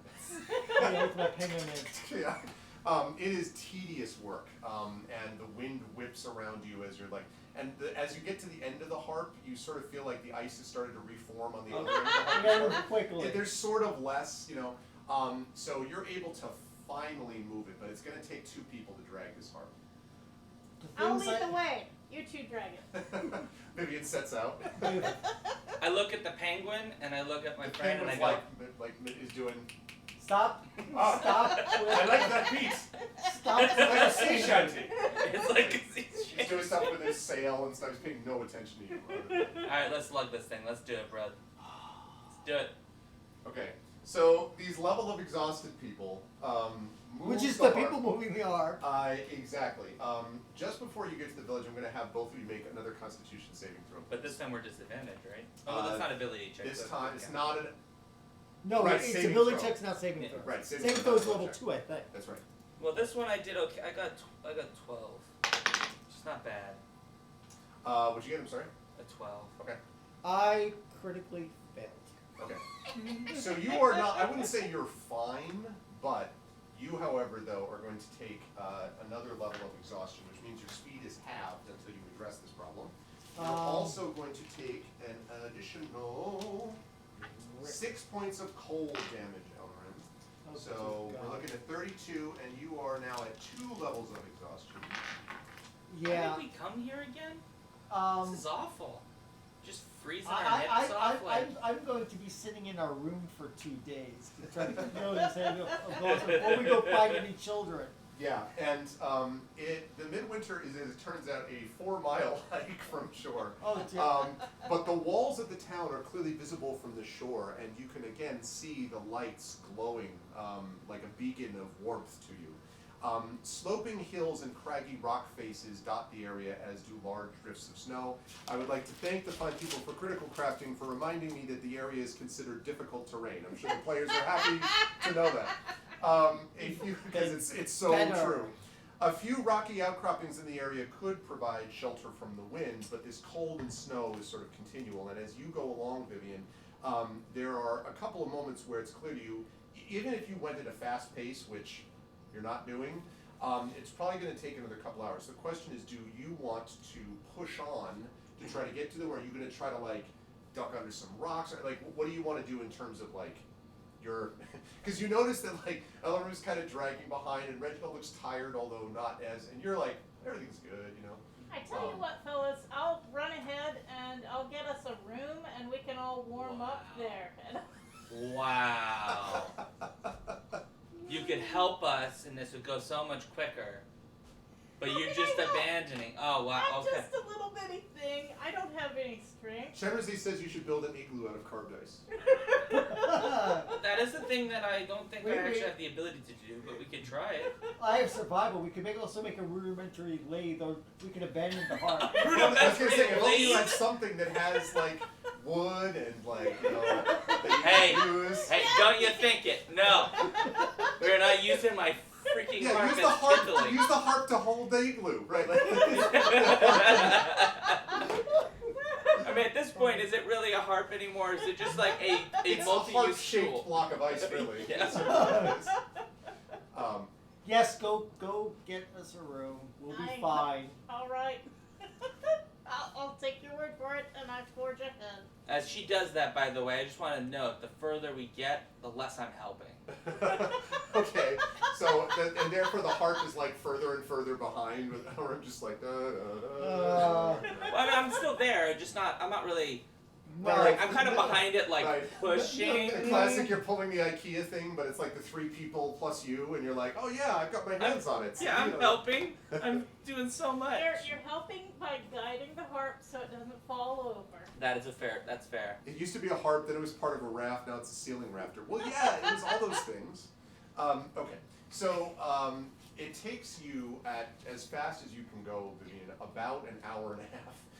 To get there through the snow. Part of the problem is that because of the snow and because you are a halfling, it's, you know, the drifts are kind of high and it's not always that easy to sort of, so you have to kind of like jump and also, you know, move your way through. But as you come up to the village, I'm going to have to ask you also to make a Constitution saving throw because it is hard to do this. Fail. 9. Yeah, so that thing, I'd like to welcome you to the Exhaustion Club. You have a level of exhaustion now as well. You hear in the distance a Oh cackle. wait, no. My Constitution is +3, so that's a 12.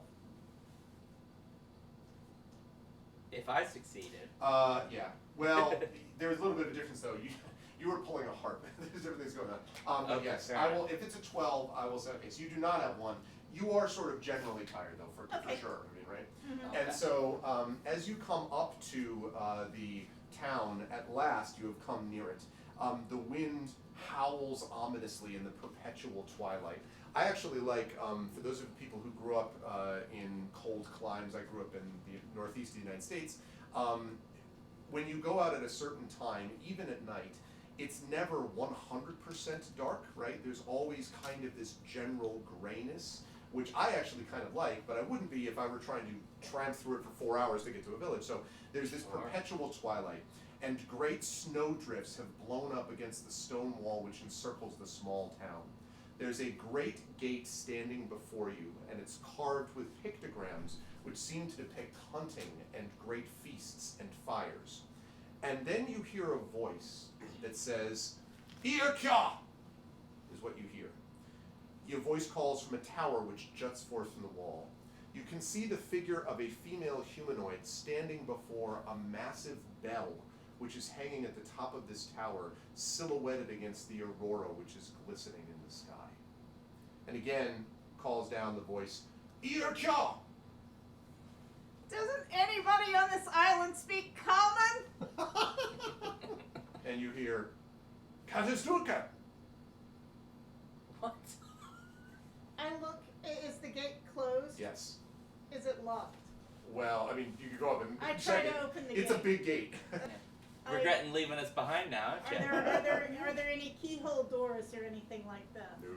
There is. It looks like there are the inside is how you would open it. There are just these sort of things. You could try to climb the gate, I guess, but like there's no obvious things. And so. All right, I bang on the gate with my fist and look up and yell, "Let me in!"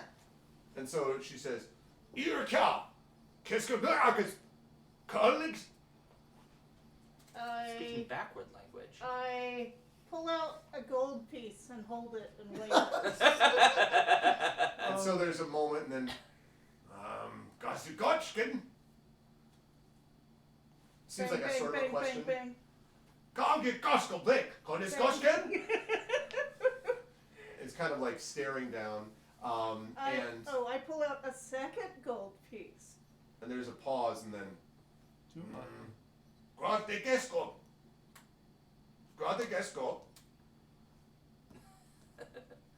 3. Guarde Gesco. I reluctantly pull out a third gold piece. Gesco Mega. And then comes around and and you see her working at something that seems like this, like a butter churn, except that's obviously huge, and then you see the gate. Now, interestingly, as it does this, the snow drifted in front of the gate pushes aside, and at a certain point it kind of stops, and you can tell from the way the drifts are up that clearly every time this door opens it just like pushes up the drifts right on the side of it. So there's not all that much room actually to get through the gate. But when the gate opens, you are just suddenly just light appears before you, and there's just like, you can see what I'm about to show you in just a moment. Yes, exactly. And then the gate closes, and you're all set. No, just kidding. This is where there's like singing kids and they're all dancing around the Yes, baseball. We are the people of you. Yeah. Okay. I'm going to show again this to chat. Now I'm going to do something I don't normally do, which is I'm going to show much of the design of the place up front. That is to say, I'm not going to conceal parts of it because it's not important to conceal them for now, and because this is a really awesome map that I want to show, so I'm going to do it. So I'm going to show this to chat first. This is the town. I hope there's no intro video playing now. This is the town of Midwinter. And let's see if I can show you where the gate was. Oh yes, there we go. So the gate they just came through was that, right? And hey Miranda, what's up? And then there is the tower that you were hearing about the Ikucal thing from. And then you've got these other buildings here, all populated by elves. No, they're buildings made of gingerbread, candy cane colors. Yes, exactly. And you hear Okay. So yes, exactly. Okay, so here is Midwinter. This is the gate that you are coming from, and you can put your little die there if you want, but that's just the idea of the gate that opens up. And here you can see, this tower, by the way, is extremely tall. I believe I read 150 feet. Very tall, and there's a bell on the side of it, yeah. And the impression that you might get from it, Vivian, is that that bell is probably loud enough that it would probably alert a lot of the island if it ever rang. And then you've got these buildings that are here. This one here looks to be sort of the largest building in the village. And the person is, after they're done opening it, disappears as if they're coming down to talk to you. But that's just to give you a sense of where everything is. I go on so, through. Okay. So, okay. So, oh, and I have to go back to the map. I'm sure all of you would not like to see me just wandering around. We're going to get rid of Skos the Undeniable or whatever. I just kept thinking Klingon whenever I saw him.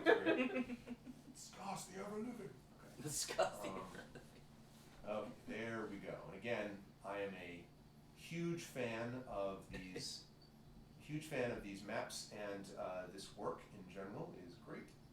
So we are showcasing it. And beware, Sumer is Sumer is coming. Exactly. Well, you missed the beginning, Miranda, that the reason the adventurers came here is because they had an adventure where they were in this swamp where they were dealing with all these mosquitoes. So they were like, we need a place that's not at all like that, and they found it. They got that, I'll tell you. Yeah, maps are beautiful. I love maps. Okay. Me too. They are super cool. All right, so there we go. There is the map of Midwinter. Lovely. Okay, so you come in, and the person comes down to speak to you. Right, I'm neutral good, so I'm not just leaving without... Not just bailing. Right, Yeah. without handing over that gold. The person comes down sort of fairly quickly to be able to do this.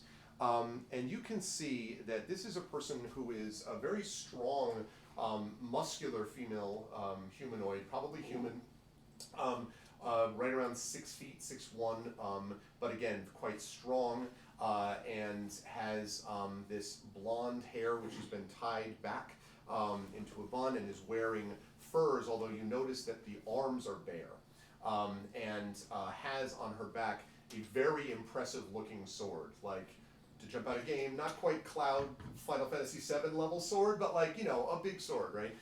That comes down, and so she stands in front of you, hands on hips, feet apart, has these fur boots on that you can see as well, and says, Ikishame is Jandi, she says. Vivian. And sort of nods. Is Chandi? Is Jandi. And then holds out her hand. I give the 3 gold. And sort of looks at the gold and then bites it, flips it in the air. Come, gosh, this. I point out the gate. 2. And so she takes out the coin. Boy, yeah? Like points it. 2. 2. Hold the gate. know, I was looking like the I semaphore. point to the doors and hold them open and say, two come. And sort of like narrows and points at you.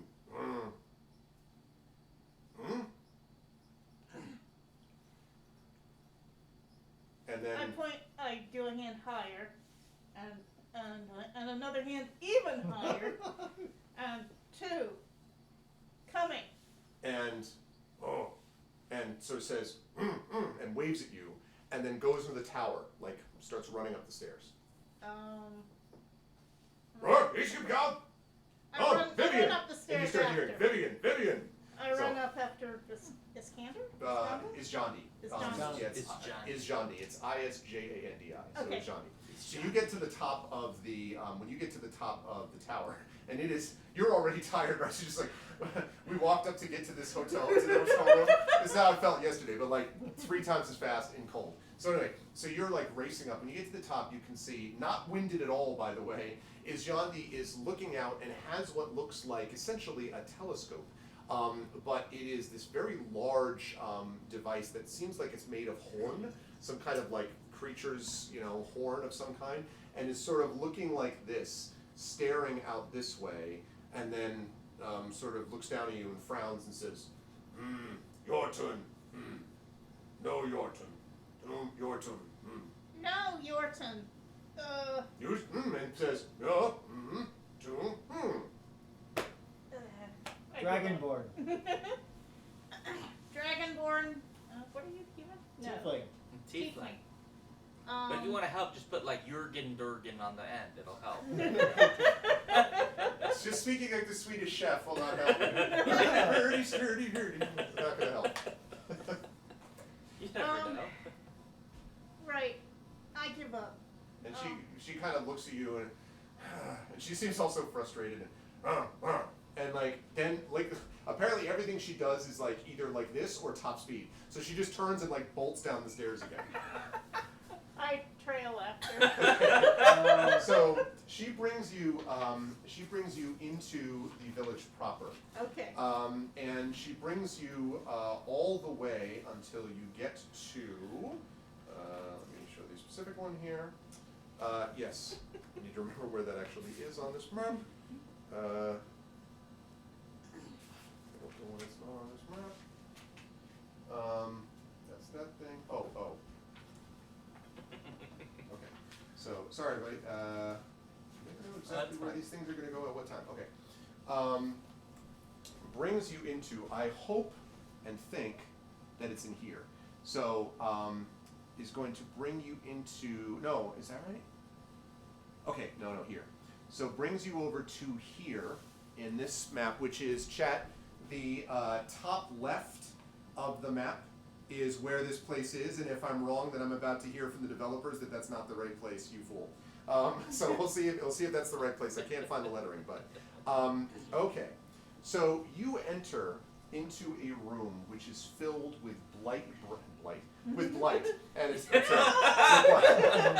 with bright, flickering candles. There are baubles of resplendent color. There's a merry hearth that warms the whole of the house. The home smells of sweet cinnamon and cranberry. And as you come in, you are nearly bowled over by a dozen children who are shouting and running, yeah, and running around the warm wooden floors, and they're giggling as they chase each other about with wooden toy ships. And you think you see like a stuffed owl bear that they're kind of playing with, and then other small toys. There are scraps of brown paper and string which lie about the room. These toys have obviously only recently been freed from their wrappings, right? And a table off to the side, it should be top right. I think top right as we're looking at it. Ha!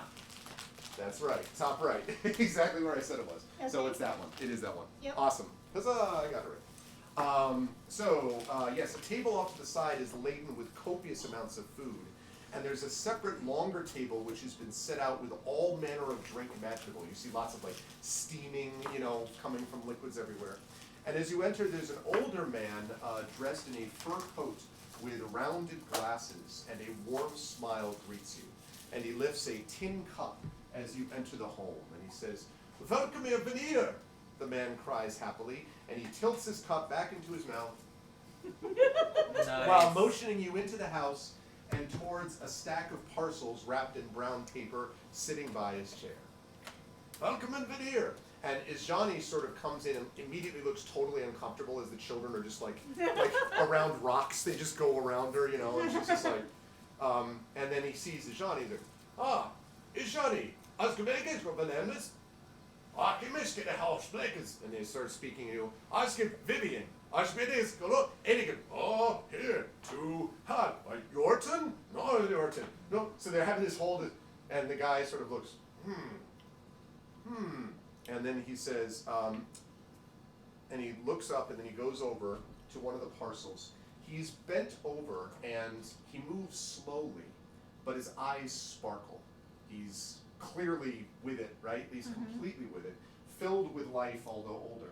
And he bends over and he plucks this small parcel from the stack of packages by his seat.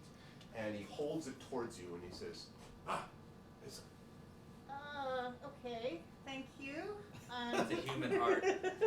yes, it is a beating human heart. No. Thank you. Will come in? And he says, he kind of gives you like the, Do you, I look at the thing as I say, do you possibly speak common? I think this is their comment. Valgamar! Cinderin, Elvish, Holbitlan? And he points at the package. I open the package. Inside the package, there is what looks like a helmet of some kind. If it's like a babblefish, but you have to wear it on your head, and you just look like, is it leather or metal? It's, well, that's, you should ask me what you I think suppose of it. it's twice too big for me.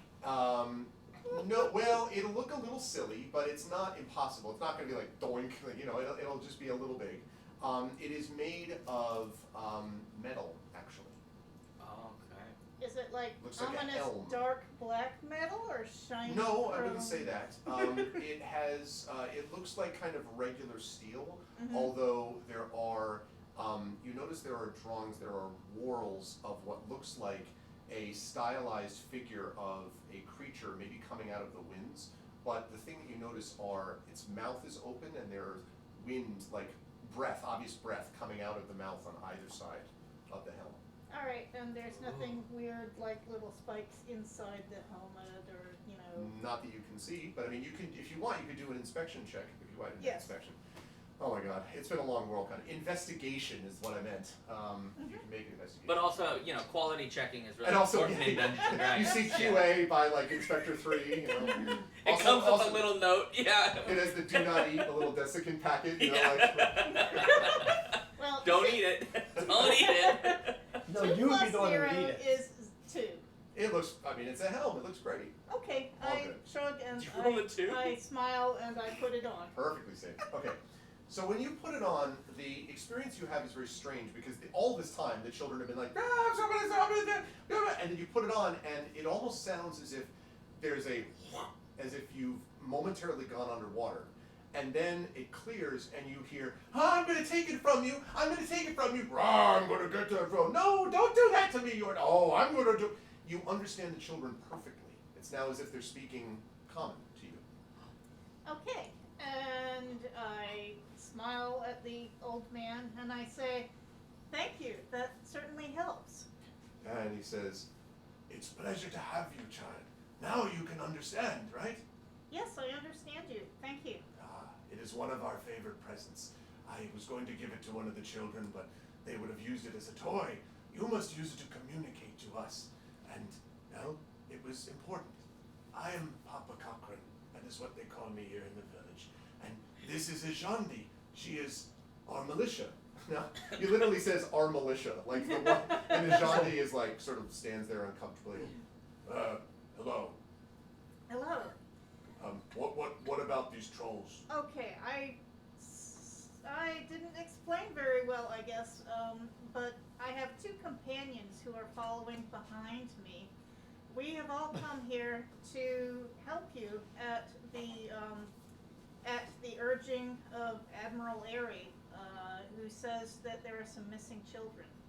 Oh, he is right. The children have been missing for a while, and we are all very frightened.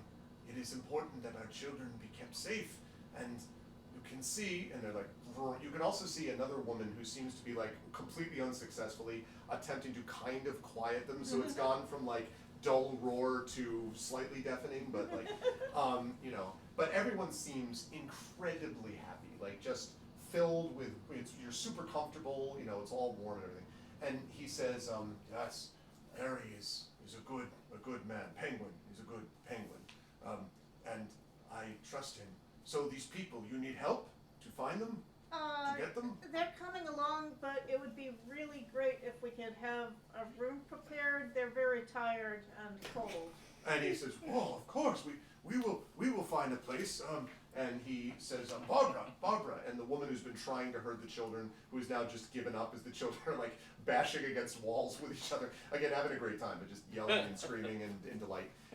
And Barbara comes over, and she is a middle-aged woman. You can see streaks of gray in her hair. She has got a large, festive-looking apron with lots of greens and reds and that sort of thing. And you can see what looks like not unlike, yes, you can see sprigs of holly or something, some green bush that are out, sort of poking out of different spots in apron pockets. This is one of those like aprons that has like 750, like it's an apron of holding, right? Like it's got 750 pockets, and you know. A utility apron. Yeah, utility apron. So she comes over and she says, yes, Papa, and he says, Barbara, this is my wife, Barbara. We have lived here in Midwinter for a long time, and I do what I can. For all the children, we give presents every year, and thanks to Yule, but it has not been so much now. These people, and sort of starts pointing it all at you. Says, these people, there are more people out there. She needs help. And Barbara says, okay, we can try to help. What do they need? Oh, they need a house, need a place to stay.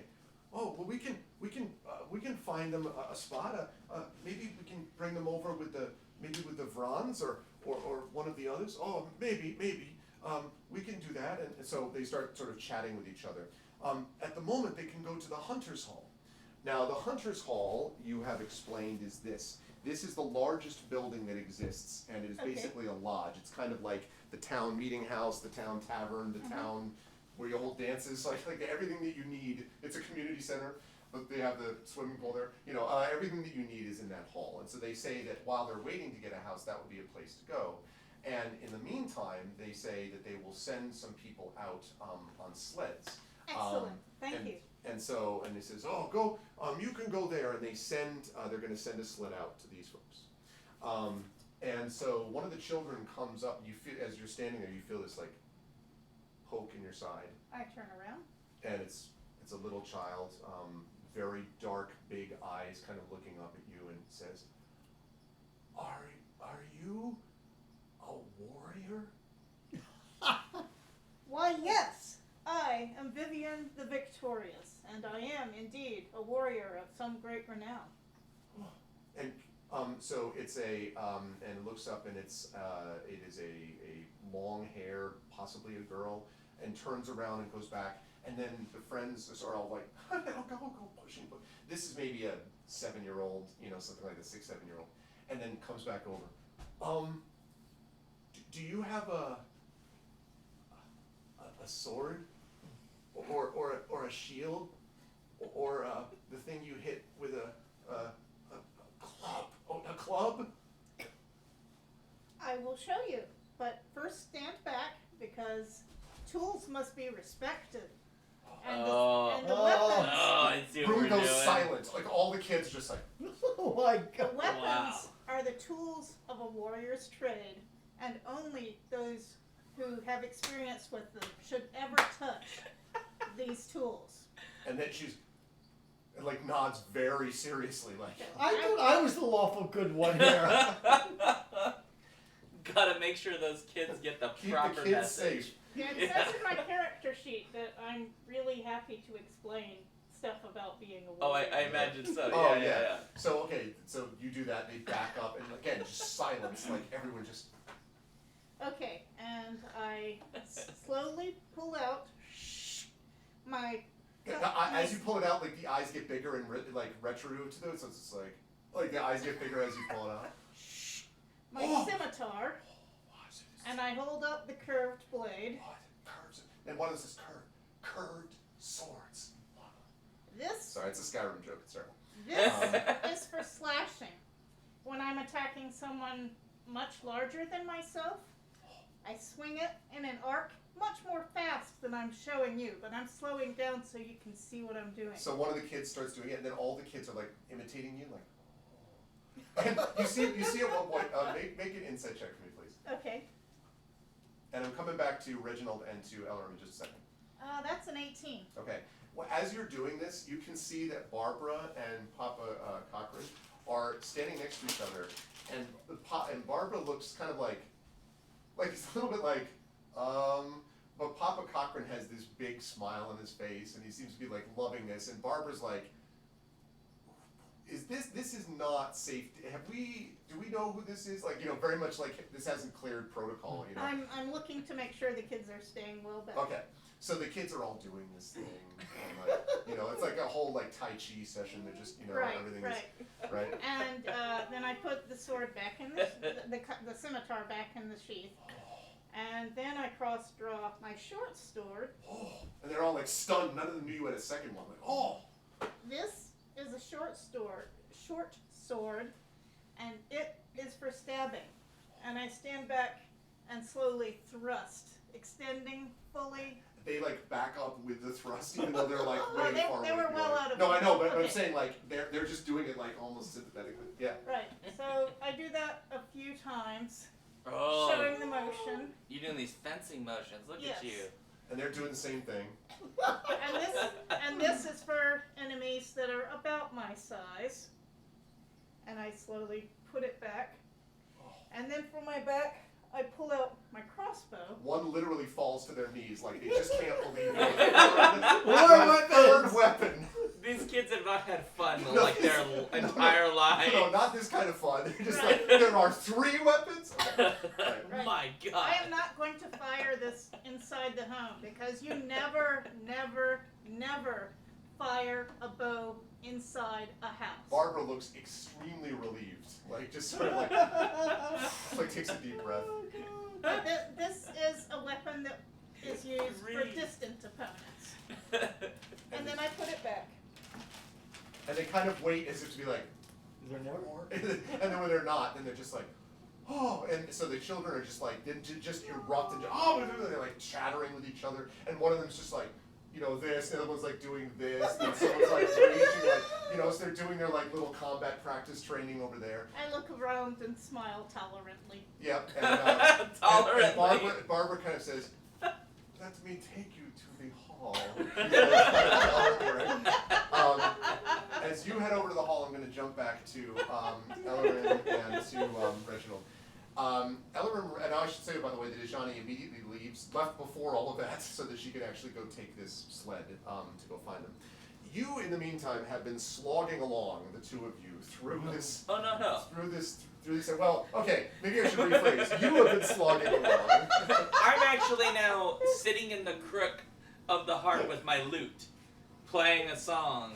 What exactly are you playing? Isn't it great when a dragonborn is a pack animal? He's going to pay for this when I'm not exhausted. But I'm also giving him bardic inspiration. Oh. Yeah. Do you accept this bardic inspiration based on? Thank you. Yes, I take the bardic inspiration. Yeah. Oh man. Okay, see you, Chenrezee. Always a pleasure. Bye, Chenrezee. Okay, so we see this sort of dragging along, and as you look above and you're kind of wearily dragging yourself through, Ellerin, there's a point where you get to the top of this one little rise, and you can see Midwinter is now well within reach. Like you're probably not far, maybe 15-20 minutes if you make a good pull. But above the lights, above the village, I should see, you see these greenish, bluish lights sparkling above. And and this spectacular vision of just pure clear sky. Those folks who have grown up in urban areas will not actually know what it's like unless they visited a place like this, to be in a place with no light pollution at all, where it is just the stars. And that experience is truly moving if you get a chance to do it, because it is so different from what we experience, and that's what this is like. There's no light pollution, except there is light, I guess, twinkling in the town, but Sure. far above is the darkness, right? And the gray that I mentioned, the constant gray of the light, but the beautiful blue and green lights above it. And as you're looking at that, you're like, praise be to Bahamut, or whatever the case may be. Praise be to Bahamut. As you lower your vision, you see something drifting into the town. And I don't mean snow. I need both of you to make perception checks for me. Oh, perception. Yeah, but I'm at disadvantage. Yeah. Well, that's my worst Oh, one. I think I'm thinking it'd be worse I'm than also that. at but we'll disadvantage. figure out. But the great news for you is I rolled the same roll both times. Which is? An 8. Okay. Yeah, I have an 8. Both of you roll an 8. Okay. So all you're able to see is what looks to you to be vaguely like a large, ghostly-like figure. But I don't want you to be like a ghost. I mean ghostly-like. That's sort of barely visible through the mist. And the only thing you can tell about it is that it's fairly decent size. I don't mean giant, but it's probably 10 feet, maybe 9, 10 feet at most, somewhere in there. And it's got something large on its head, but you can't tell what it is. But it is definitely going into the village, silently. That's not good. That is definitely not good. I mean, do you think he's just bringing them presents? Have we ever seen something like this be positive and happy? Well, no, but we never go to the cold. You always make us go to places with mosquitoes. I don't always make us go to places with mosquitoes. Always. So just Like, the this is- one time. Like, remember that dude who was like, "Oh, you could do this adventure in the mountains," and you're like, "No, I'm not going there because like they don't have cable." Like, it's just not right, man. I don't know what it is, but it's terrifying. It may Moderately be terrifying. Yeah, it might be like evil present deliverer. Maybe he like delivers death. Well, then we're going to have to stop it. 50-50 shot. It's the thing taking the kids. No bet. I think you might be right. So, do you do anything? I mean, are you We're- just like, we're well, that's just going to happen? Like, or Yeah, we're just continuing on. We're Well, discussing how far this. away is it? Well, so the From us? town is maybe 20 minutes if you keep going at the same pace. If you picked up the pace, you could get there faster, but No, there's a no, risk it's- of dun dun Ditch dun the exhaustion. heart. No. Ditch the heart. No, we're No, going. I'm never ditching the harp. The harp is my soulmate. I'm going. I mean, I don't judge your relationship choices. So it's too far to like shoot an arrow at it. Yeah, that's Okay. yeah, I would say.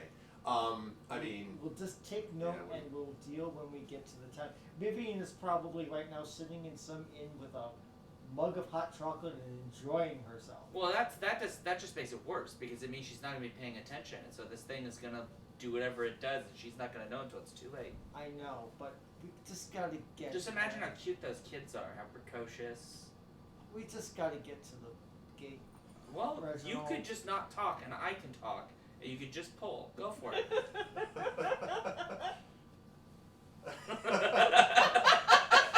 so as you sort of look up and then back down, Reginald, I'll have you make a perception check because you're the one looking in a position to do that. Also, hi to Configuration Queen has just shown up in chat. Hi, Configuration CQ. Queen. Welcome, CQ. Good to see you.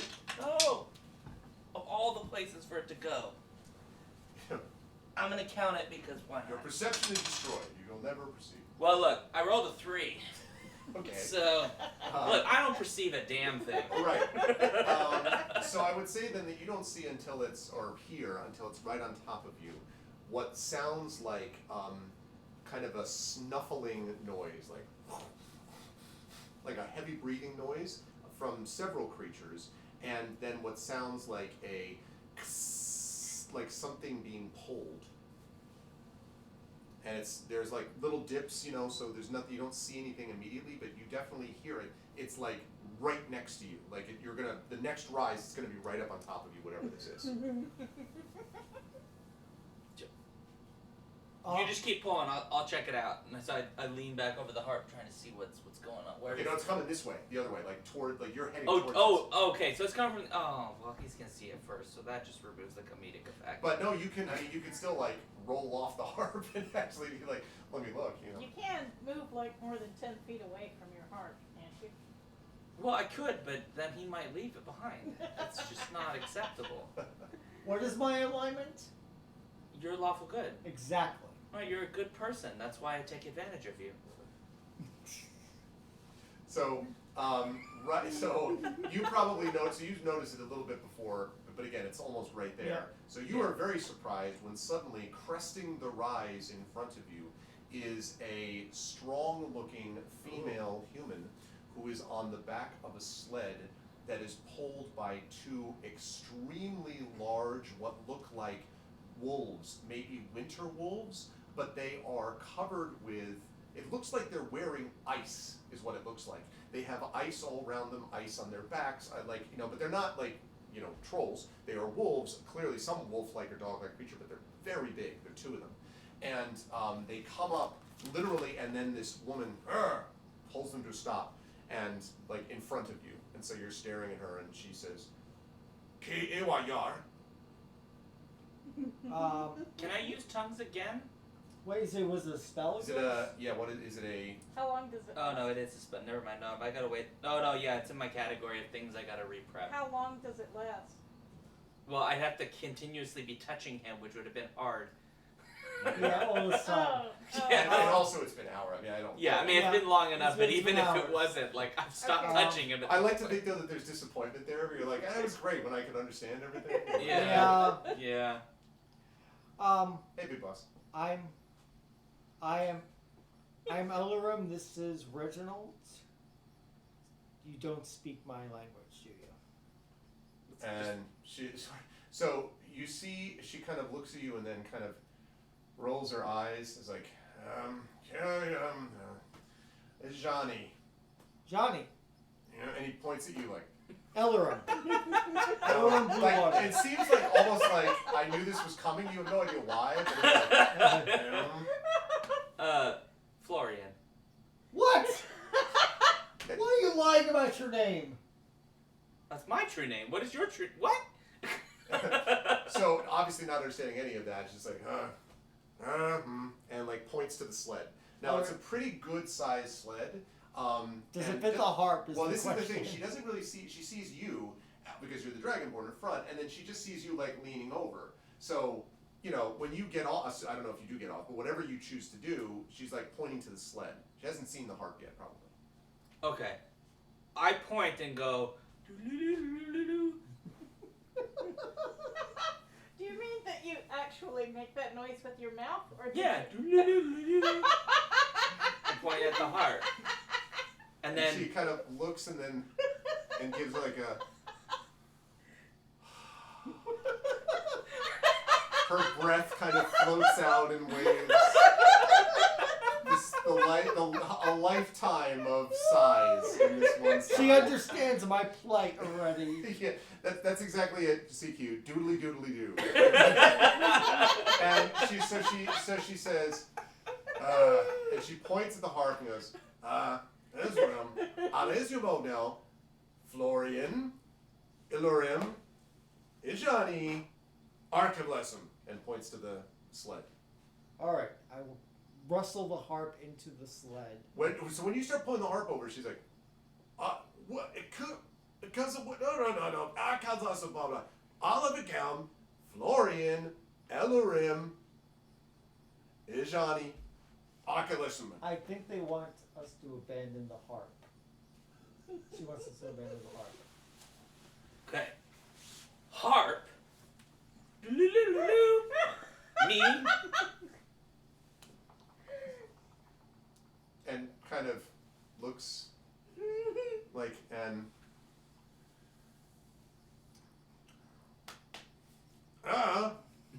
Reginald, do you want to go alone like with does the this harp? So how much room? goes over to the harp and is like like basically like makes the miming of too heavy. Florian, Eloram, Ijani, Escobar. points at the sled. All right, Okay. I'm gonna do this for you because I love you. Escargot. What? Harp. And she's just kind of like, and turns to you, Aram, and sort of like does this to you, just like, come over here, Yeah. and is like, Escargot. Like makes the kind of like, give us like you see a little bit like, and she kind of just like is like, all right. She's like, and comes over to you like very exaggeratedly.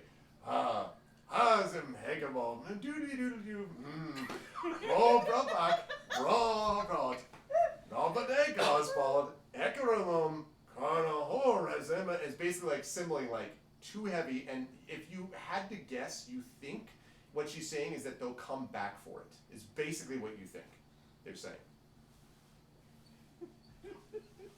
Reginald, I love you. This is what you're going to do. You're going to get into the sled with her. You're going to go into the town. I will pull the harp behind.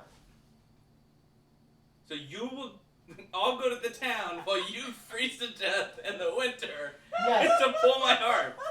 Yes. Okay, look. Because you'll pay for it later. Look. I like taking advantage of you, but that's a bit much. We've reached a mortal line for Reginald. He's still my beating heart. I didn't know I could reach that. Took us almost 3 goddamn hours, but we found a place he will not cross. Okay, Oh, so yes, but I go to Iskadoodle. Johnny? Johnny, not is a John- doodle. Harp. And she kind of nods. Blanket. Harp. Are there blankets in this sled? They're not. No. This What kind of because it's sled not. is this? Well, I mean, it's like 15 minutes from town. Like, I think the assumption is that they try to make it efficient for person travel more than anything else. You get the impression that she kind of thought she was on a rescue mission and then sort of found this. So there really isn't. There is what might be called, I guess, like for want of a better term, there is like a tarp basically that's like on the bottom of it.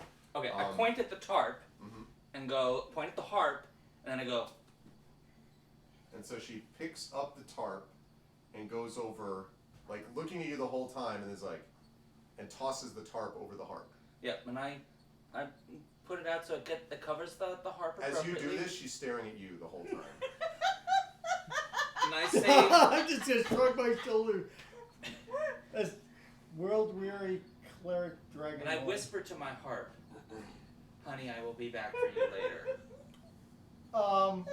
And I'm not going to kiss it because I know that she's too cold right now. My lips will get caught. Triple dog Please. dare, yes. Please. yes.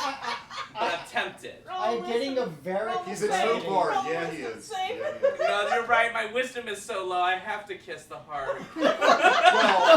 Well, do not. No. maybe. I mean, you do have intelligence, though. I mean, you do kind of know what this is, you know.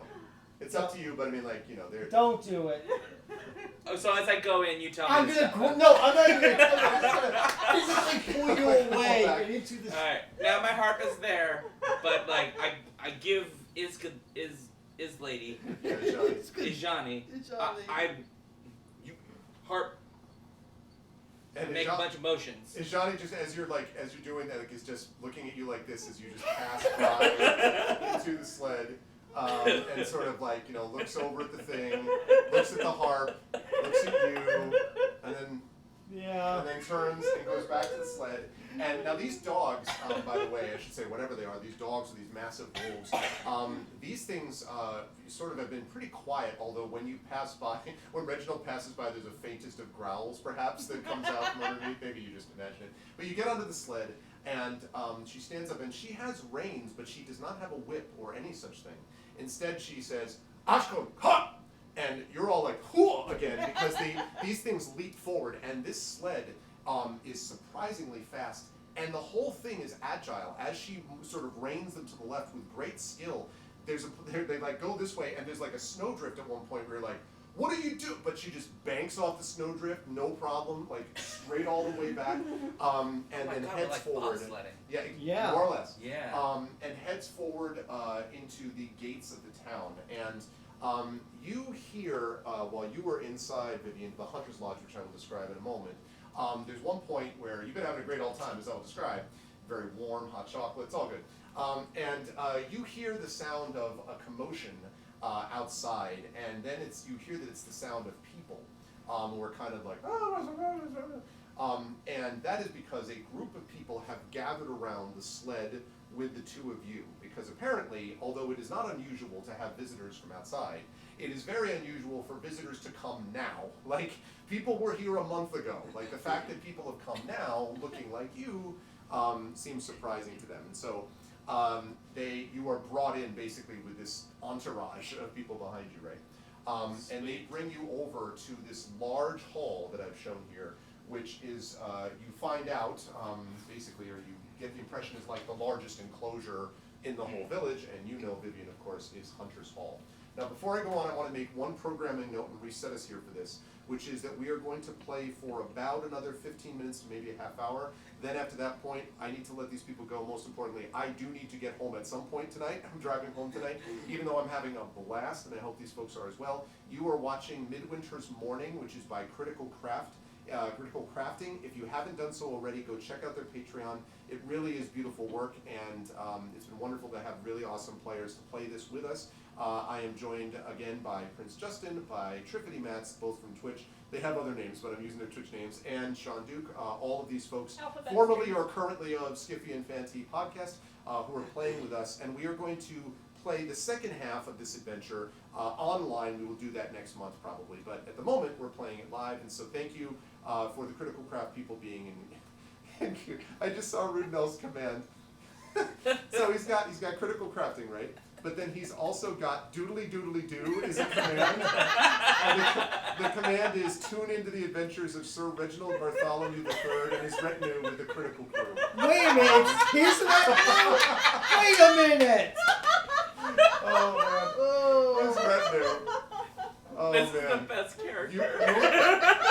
You will have to blame Prince Justin. You'll have to talk to Prince Justin about it, all right? I have to speak to him. Okay. So, this building, is everyone cool, by the way? Is everyone good? Like, Oh yeah, that? I'm happy. All right. I'm happy So- right now. This building that you're in here now is a large lodge, and there's a placard hanging above the door that depicts a man loosing an arrow at a running elk, if you had to guess. There's a large door frame, which for the two of you swing open in the wind, and you knew it already because you've been in there. It is a great hall which is lit by small fires with games slow roasting upon them. I apologize to Garlic Tofu, who is a vegan. So just imagine this is amazing tofu. I don't know. But the smell is just spectacular. Roast is just filtering out. It's like you could be born in on the wafts of the delicious food. It is so amazing smelling. The walls are covered in pelts and antlers. And there is a robust man covered in shards of ice, standing behind a counter with scores of items lining shelves behind him.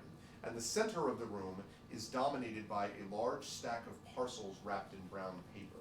Now you have been hanging out with this person, Vivian, this person here for a while, and I want to find the specific, I want to find the picture. It's another cool thing.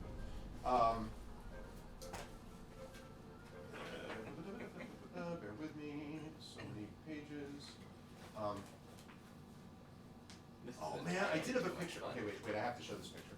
This is the picture that I mentioned, the experience of what it looks like when you were, Lauren, when you were looking above the sort of hills, right? Mm-hmm. So that, chat, is what you see. Oh, wow. Isn't that gorgeous? Ooh, that's Aurora like goodness. Aurora goodness, yeah. It's gorgeous. So, anyway, I thought you know I can see that. So, that, however, is not the person I was looking for. I just stopped because I was like, that's cool. Aha, almost there. Stay on target. Love the Star Wars reference.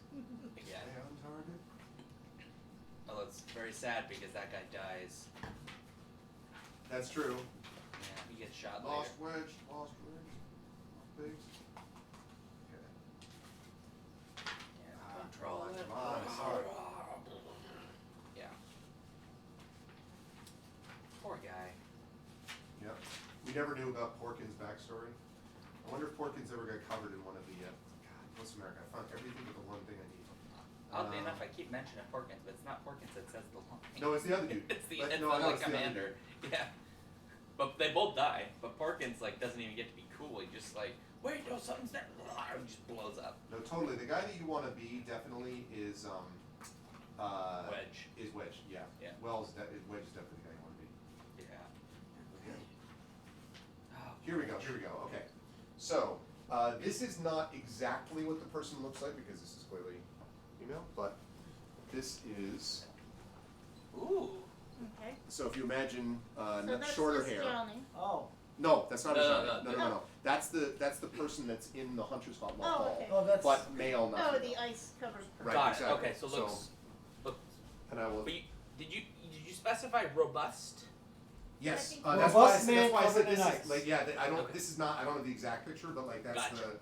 Same Yeah. species, different gender. exactly. Uh-huh. Gotcha. I just wanted to make because robust can mean a number of things, but you mean like. Cool. Like Yes, I mean like Hooah. definitely like it is a good day to drink type of thing. Yeah, like. Yeah. Okay, this person you know to be Vivian is a man named Navder. He is a male, and you have discovered that he is something called a chill touched. He doesn't get into great detail about what this means, but what you gather it partially means is that he is that he has been affected because of whatever this thing that he's loath to talk about, so that he is very resistant to cold and his blood moves differently than other people and so forth. So, but he speaks common actually, and he is willing to talk with you. Unlike, however, Papa Cochran, this guy is not very friendly. You would describe him as being very much like, like, what do you want? That type of thing, right? Maybe because, if you're a chill touched, like things have happened, like you've seen things, right? It's that 1,000 icicle stare. So and he's just, so he very much has been like, when you first came in, it's kind of like, and Johnny basically had already left, so when you were brought over by Barbara Cochran, and said, okay, now here is this person, and he's just like, sort of looked you up and down as, what do you want? Like, what kind of drink? Sorry, I have to say the pun. Would you say that he's a bit cold? He's a bit cold. Okay. It's a bit, yeah.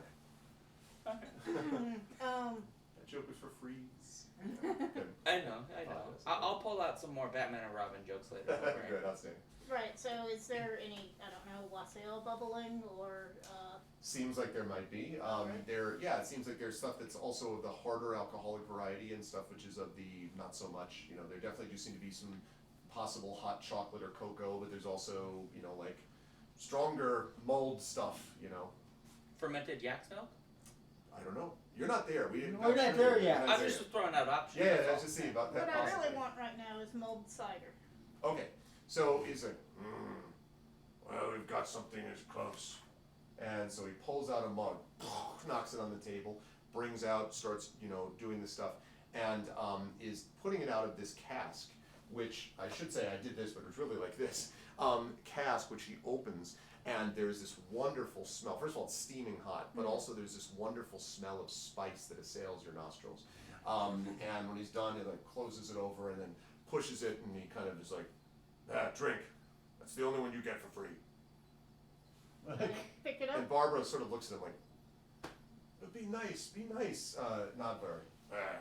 Okay, so go ahead. I pick it up and I don't drain it, but I take a good healthy swig of it. Okay, so it's really hot, so there's that. But I mean, it is just like, it's delightful. When you are really hot and have had cold water after being really exerted, and you can feel the coolness sort of trickling down your throat, this is reversed, right? You feel the warmth almost kind of thawing your body. It's super comfortable. Your head head itself almost feels lightened. You might even get a little lightheaded just because you're like, ooh, you know, type of thing, and it's great. You're like, man, everyone should live this life. All these two are out in the cold. No, I'm kidding. But anyway, so that's what you get, and then so he's just sort of then ignores you studiously. And there are some people who come up and are kind of looking but don't necessarily say anything to you. And then, as I say, you hear this commotion, and then in comes Reginald and Elorin. Now, Elorin looks really, really exhausted and not very happy, I would say. And Reginald, I don't know how Reginald looks. Reginald's happy. Reginald looks happy. I'm not. Pleased. I don't know how happy I am. I mean, this is really hard work. You didn't do any of the work for most of it. So you are now reunited, the three of you. And Barbara sort of was like, oh. Well, that's a funny hat. I walk over and give my mug to Ellerin. Okay, I will look at it, sniff it. It seems warm, so I will immediately drink it. Yes, that is just. You take a level of exhaustion off immediately. Oh, That's how good it is. Nice. That's good. So you're down to just one. I'm down just one. Yeah. And sleep will save It me. just feels like, you know, it's the nicest, Oh. most pleasant. Thank you. Still need a night's rest. He wouldn't even pull the harp the last bit. I helped a lot. You- I inspired you. We're, yeah. So, yes. Hand to the tiefling. So what have you learned? What are we doing here? Well, actually, I spent a lot of time trying to fix a communication problem. The good news is that I have this helmet now that allows me to talk to the villagers. Oh, it's a helmet of language. Whatever it is, yeah, it helps me to Okay, talk with so she doesn't speak Draconic. You don't speak Draconic, do you? people. No. So I'm going to throw a line of Draconic at her. You understand it. Yeah. Yeah. What was the line? Your swords are strong. Your spirit is pure, and I'm proud to have you by my side. Oh, wow. Thank you very much. Reginald just hears that as "Gar conviction, you know, boom shakalaka. I should say behind, by the way, you notice that behind Vivian is a group of about 12 children that are just staring adoringly up, and occasionally, like, one is whispering, and you see one of them are doing this thing behind, and they're like, Vivian, did you adopt some children while we were here? You heard? No. They asked me what it was like to be a warrior and about my weapons, and I told them. and they're kind of peeking out from behind you to look at the two of you. They seem very appreciative of that knowledge. I start tuning my lute because I have to write a new song about this now. And they come over. So a couple of the kids look over shyly, and they look at you, and they're like, "Oh, yes." And then one gets pushed. The same one who talked to you actually is pushed forward. Apparently, the spokesman for the group, and is kind of pushed forward. And then, Vivian has weapons. Do you have? I'm gonna pull out my glaive. Well, we don't understand. They're like that. so one kid like practically falls backwards, just like Do we understand them? No. No. Right. Oh, that's true. That's You would true. understand. I'm sorry. So I'm sorry. Let me So rephrase. they're just that. doing like Okay. Yeah. So they do that. They're sort of staring at you. I'm sorry. You would have to translate it. You understand what's being said. You hear it as like, I can do this one. Sorry. You would understand what it say though. Vivian. So the children are asking about what you do and what things you have. Although specifically they're focusing on Ellerim, they seem to be ignoring Reginald. Sorry, at the moment. I ignore Reginald. Oh, that's fine. It's fine. As he tunes his His lute. own. So the children were asking about being a warrior and weapons, and I emphasized to them that you'd never touch a warrior's weapons without permission. So you also, be careful. I will be careful. I'm not gonna go. But yeah, That's a curious moral position to take. It's not curious at all. It's respect for the craft and for the danger that these weapons represent. So first I will carefully pull out the glaive, stand Now up the tall. kid falls backwards almost. Yes, like, and now I'll stand tall. just like, oh. Then I'll pull out the lightning bolt pendant I have and hold up and say, "This is the symbol I have for my god." I translate. And they're like, oh, this god was, and they say to you, but Yule? The Yule? Not Bahamut. Yule. And so they heard the word and Bahago? That is the symbol of Bahamut, who is the dragon god that Alarum worships. Oh, It is a good god. Is he friends with Yule? Is Yule a good god? Oh, Yule is, and they sort of like look confused. Theology with God, children. like Yule gives gifts, and Yule is Yule. And, Bahamut is friends with all gods that perform good. Bahamut is friends with all gods that do good. And they nod. Oh. It sounds probably. I would say probably. One of them says, and then a little kid, actually the littlest one who didn't speak before, comes over and says, "Are you going to help our friends?" That is why we are here. If your friends are the ones who have gone missing. Yes. And then kind of is like, has already like used their stock of bravery to get them. I crouch down a little, although I don't have to crouch. No, you're kid size. I say, can you tell us anything about your friends who have gone missing? And they nod, and she says something to the equivalent of, starts telling you a little bit about some of the things that have happened. So, as I look for my notes, which are here. I'm listening. I especially want to confirm if it checks out with what Admiral Airy, the penguin pirate, the eye-patched penguin, told us. And if there's any more information. Okay. So, there are a few things which can be said. They're talking to you and they say, well, and the three people they mentioned, which for some reason I cannot find in my notes who the three people are that are missing. Hold on a second. There are three kids, and they were taken by...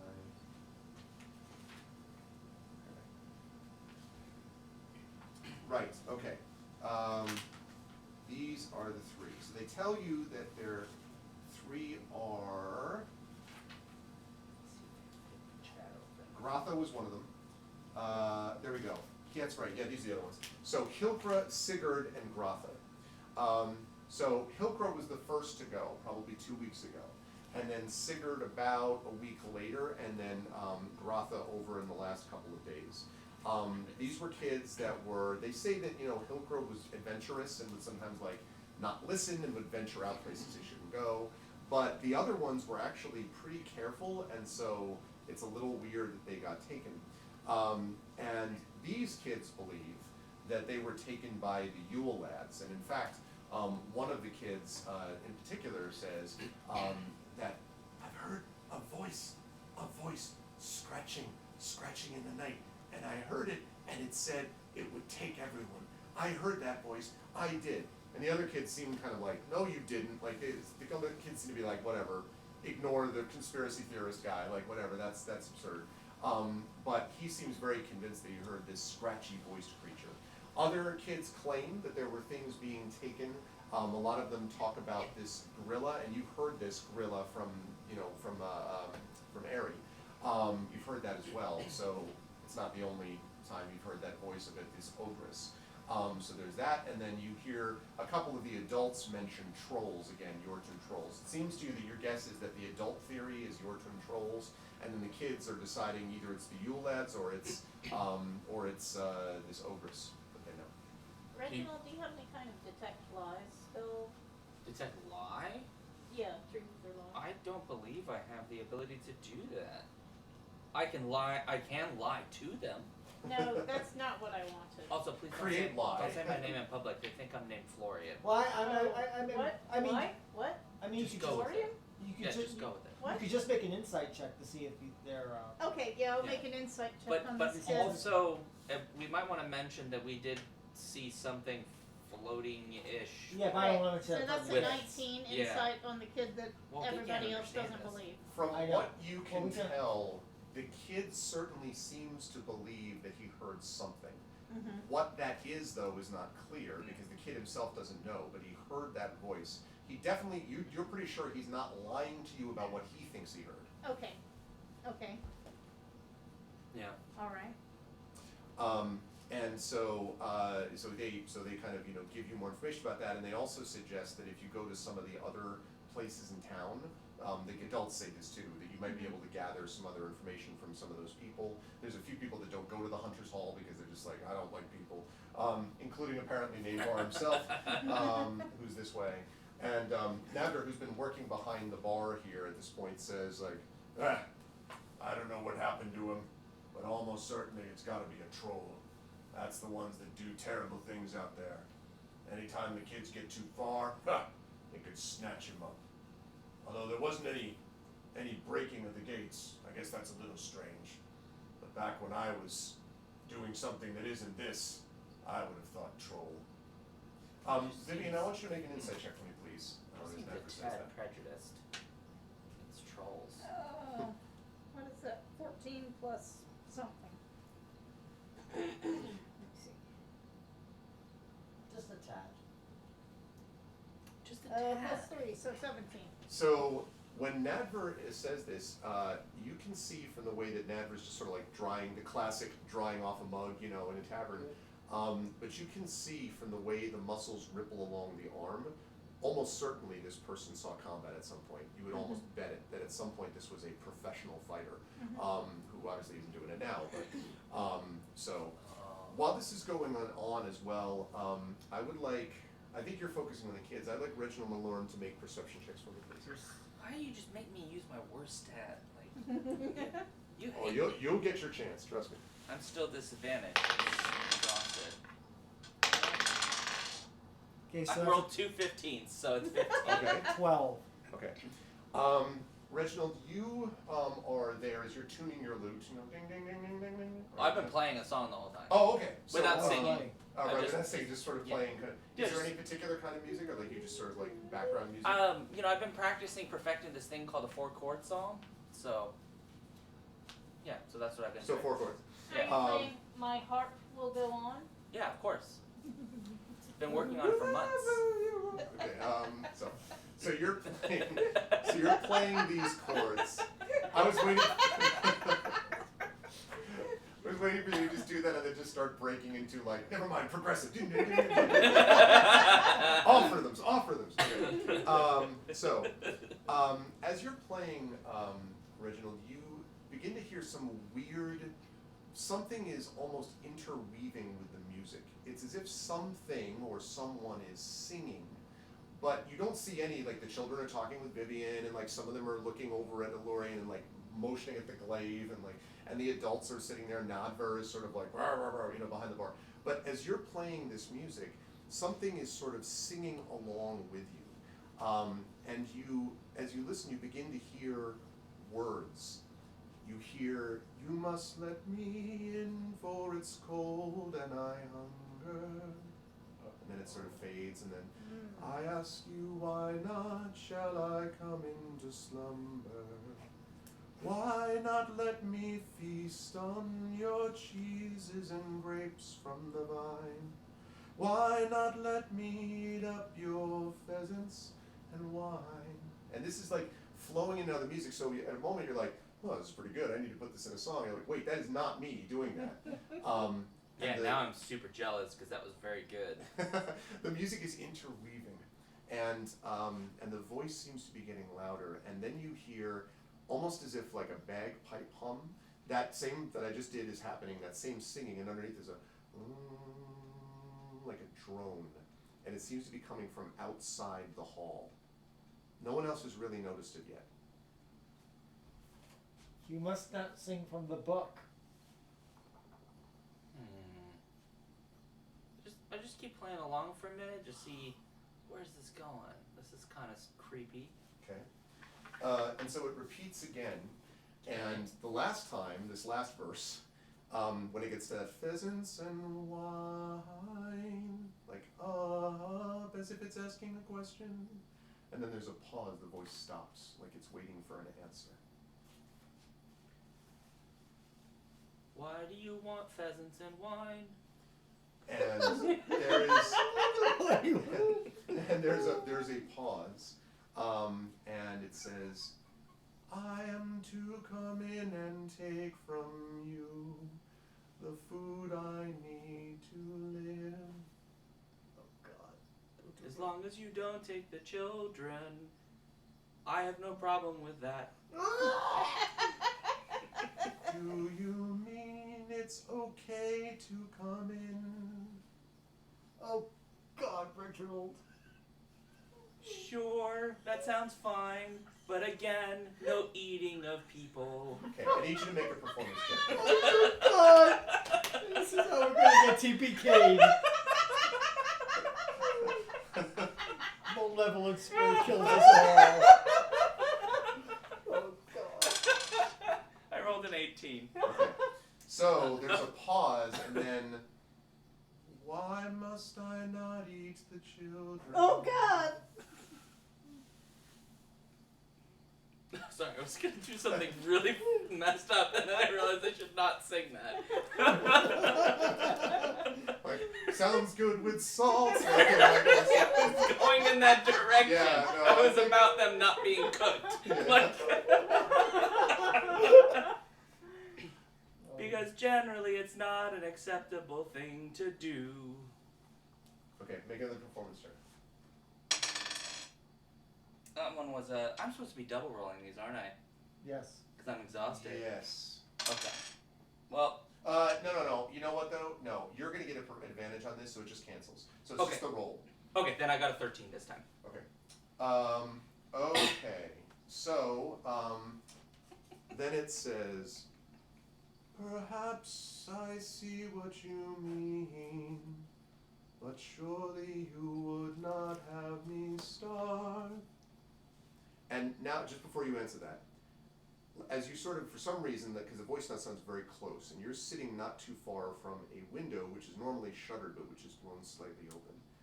And as you look, you see what looks like a skeletal horse's head with boughs of holly around it, looking in at the window. Oh God. And I'm even going to show you what this looks like. How do I hold this? Okay, I gotta make it so you don't see. Right. You can all see it. Oh, I could put a harness on that. Ah, yes. Ay, ay, ay. And I will show it to chat. Oh my goodness. I may not sing like Reginald, but I think I'm gonna turn undead in this adventure The sometime. chat is just having way too much fun. I have the chat open on my phone and just the things they This say. is why you bring a cleric. Oh, I'm definitely gonna rewatch this and see all the chat and stuff. Yeah. Okay, let me see if I can get a picture of that up actually. Sorry, Sean, give me just 1 second. Sure, I just wanna no make sure problem. I'm trying to also show off the awesomeness of this Art, stuff. yeah. Okay, so, alright, there we go. And now we're gonna expand that. Yeah, there you go. That is what Reginald sees looking in the window. Okay. It's the Okay. Happy Holidays horse skull, yeah. That is accurate. So, so you see that, and it's just sort of, Hovering in the window, basically. yes, and now the skull is a skull, but the thing behind it is It's like a some wavy weird- sheet kind of Yes, thing. and yeah. it's almost, and the way it moves reminds you very much of the thing you saw drifting into the village. Probably the same thing. This sort of sinuous quality of the drape or sheet or whatever it is below. So I understood correctly that what it said was, when I said it's generally not accepted to eat children or other people, it said, but why do you want me to starve? Yes. Okay, so I can easily interpret that at this point. I think it's fair to say as it wants people, not pheasants and wine. It wants, well, you don't know. It sounds like it's saying it wants food. What that means, If we give you pheasants and wine, will you be happy, or will you want all the children to eat because that's a crazy thing to do? He's now changed chords, listeners. It just breaks into it. Is progressive. It just Yeah, it's super. It's hardcore. It's It's bardcore. You know, like It's bardcore. it's Yeah. yes. It's bardcore. Oh man. So there is a pause, and then it says, "If you were starving, what would you do? Would you be starving, or would you eat too?" It says. There is a weird surreal quality, incidentally, to the inside of the hall. There's a moment where it feels like everything around you is wavery except for this thing, as if it's just you having this conversation with this thing. Well, this singing conversation. Let me be clear. Pheasants are okay. But if you want to, children or men or women or other humanoids, we're gonna shoot you in the face. So there's a pause, and the head kind of make a performance check. Oh no! No! The one. Is that literally a one? Well, Yeah, what yeah, about literally a one. But you gotta have more performance in that, though. What's your performance? I have a 5 to add to it, but Well, I rolled it at 1. You rolled a 4 total. So that means you will outperform him. In this How is that possible? Oh, I guess I am really good. That's true. Well, and I rolled really badly that time. That's true. so- I am great. So that's So right. no, that wasn't great. But no, I'm just kidding. It was great. It was super great. So he or it or whatever says there's sort of a pause, and then it sort of kind of drifts down, and it says, "Leave the pheasants outside, and I a gift will provide, and I will return next Yule for the children." And then slowly, like, moves away from the window. And suddenly, it's like, whoosh, no, and everyone, like, you can hear everyone again. But is it in the room? No, it was outside. Remember, just like the window, Okay. it was like near the ground floor. You're on the ground floor, so the window shutters were slightly in. Got and it. kind of blew Okay. open, and you were just so. This is very Marley's ghost stuff, right? Got it. That just looked through. So I looked to my friends. They clearly saw none of this. I tell them, I'm just letting y'all know, there is a ghost horse monster. He will accept 2 pheasants now, but will come for the children the following Yule, because that's what you do. But I made it very clear to it, I suppose I should say, since I do not know its gender. I made it very clear. It would get pheasants, but if it came for children, I would shoot it in the face. Now I'm in this predicament because I did tell it I would shoot it in the face, which means I'm going to go shoot it in the face. But I thought you two would want to know, mostly because I would love some backup when I go shoot it in the face. Now, you're saying this to them, right? Just not like to the two of them. Right, but like, In I'm common. speaking louder than I actually am to both of them, like, Right. just to be clear. So as you're doing that, Natevar sort of like is listening. Go ahead, you can respond, but he's listening very intently to both of you. So to be clear, we're not going to go to this town, leave, and let this spirit come next year and harm the children. We're going to deal with this spirit, correct?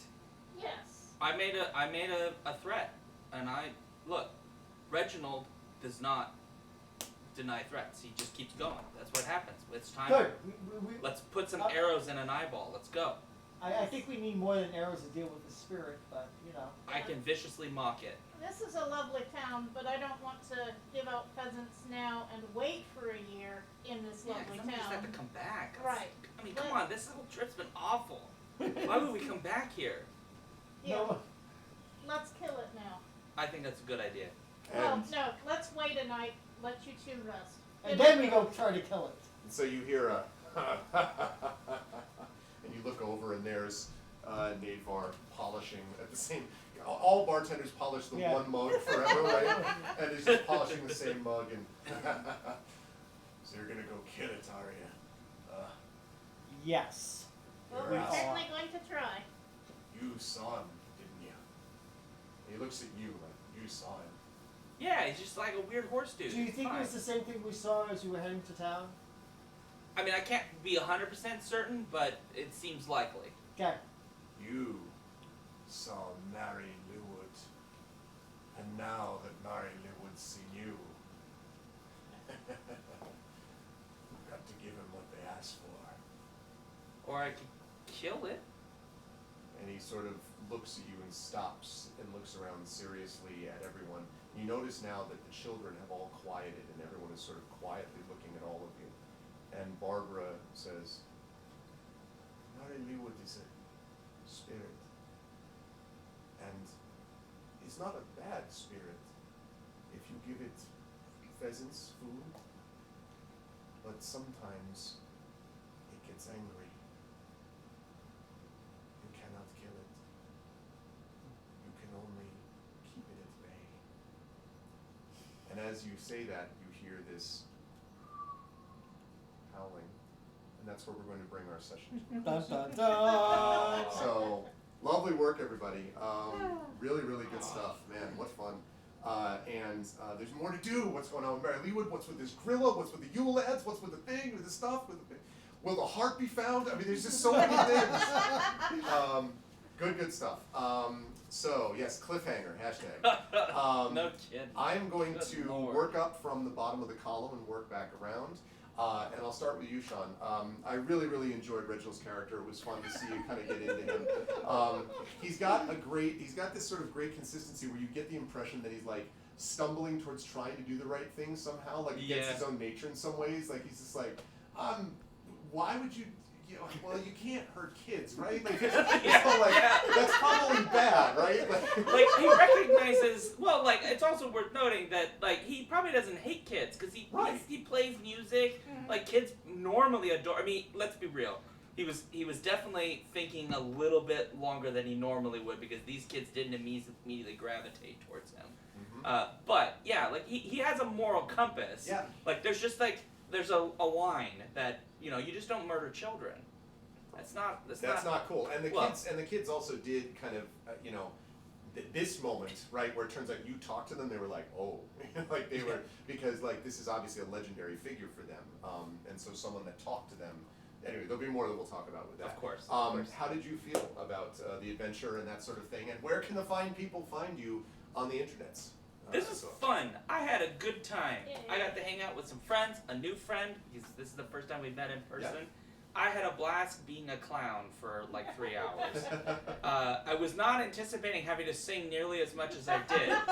You played a bard, man. And so I am very sorry to the people on the internet whose ears may be bleeding a little bit. Such is life. If you want to find me, the best places, I'm at Sean Duke on Twitter, Alphabet Streams on Twitch, and you can find the Skiffy and Fanty show at skiffyandfanty.com. And it's on all the pod places. Good stuff, thank you. I look forward to seeing when Sir Reginald rides again Me too. on a harp. Me too. Good stuff. Thank you, Sean. Pleasure. It was also a great pleasure, as always. Now, I already knew, I've seen Trippin play multiple times, so I knew what I was getting. But this was fun to watch, and I was loving, the whole, Tai Chi training montage sequence was oh man, it was just cracking me up. That and also, and I want to give Critical Crafting and Dylan Olney, who made this module, one of the writers for this adventure, I want to give him credit because one of the things you mentioned was the language barrier, and you're right, that's not used a lot. It's all sort of hand-waved, we all speak common.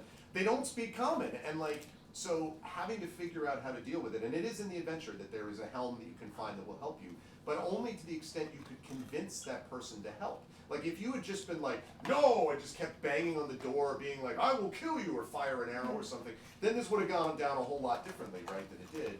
So you really had to kind of make friends, at least respect with Ajani, and then be able to get in so she could introduce you to this Santa Claus style Papa Cochran dude.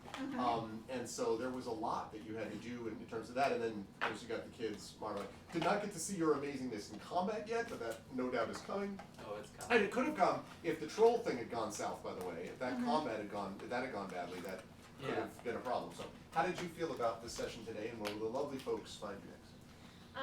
I felt great. This was so much fun. I've never played a game with Sean and Duke before, and with Sean and Paul before. Sean and Duke, it's become two people now. Together. I have no. The Bard's ego is too big for one name. Yes. It's have two names.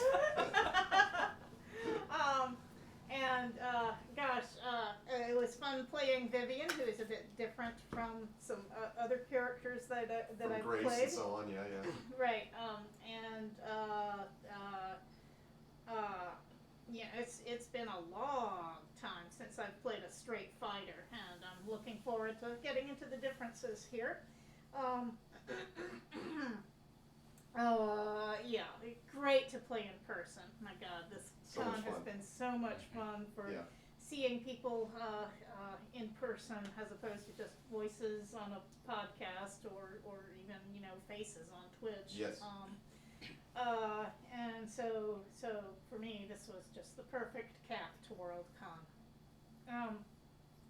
I do podcasting on Skippy and Fanty sometimes, and SFF Audio, and a few other things, some of which are in hiatus, but hopefully will come back eventually.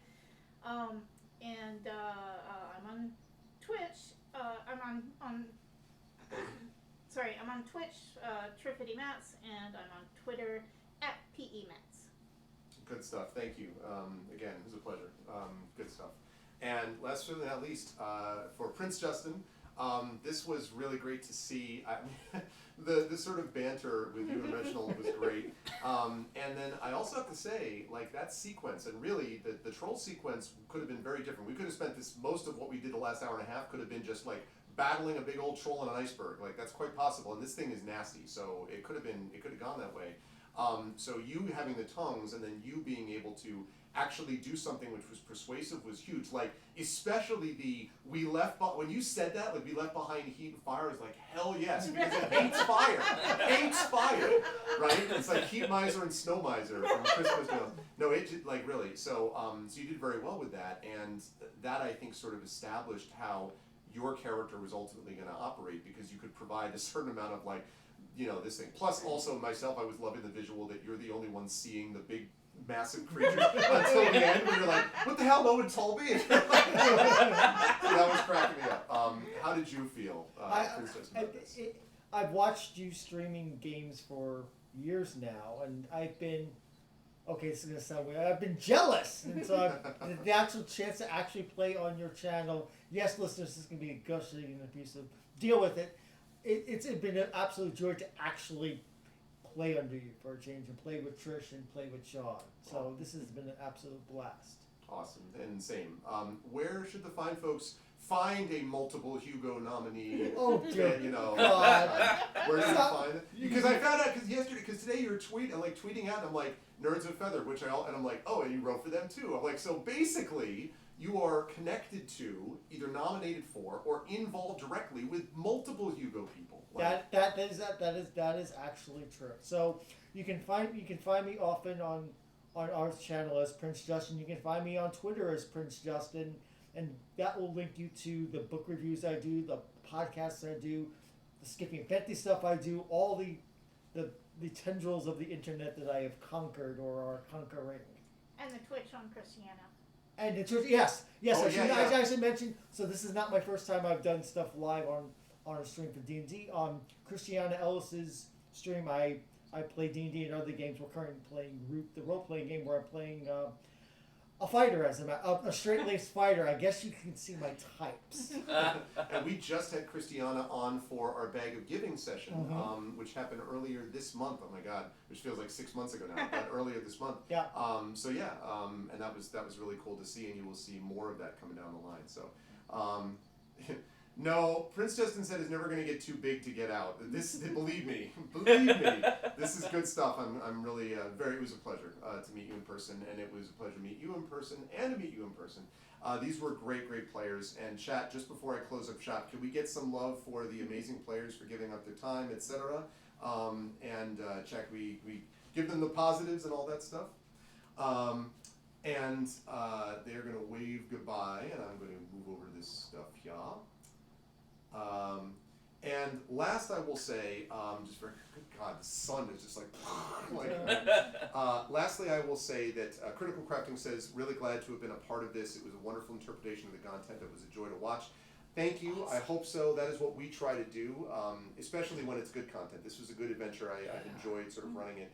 And I'm looking forward to seeing what the party gets up to when we do more of it next month. And as I said, you folks should check this out by looking at critical crafting stuff. Because again, like, it's just setting tone is really important. And so stuff like that, or the art that I showed before of the Midwinter guy, or the Chill Touched, or the troll, like Stas the Undying. I just keep thinking of him as a Klingon, I'm sorry. All that is really important, and so really cool creatures and really cool ideas, and you folks should go and support this stuff because that's really important. You should also hopefully support the channel. In addition to supporting all the people in their various endeavors and stuff like that we talked about, you should also, I hope, support us here on this channel as well. I, as I said, am Arvin Elleron on Twitch, Gregory Wilson in real life, as they say.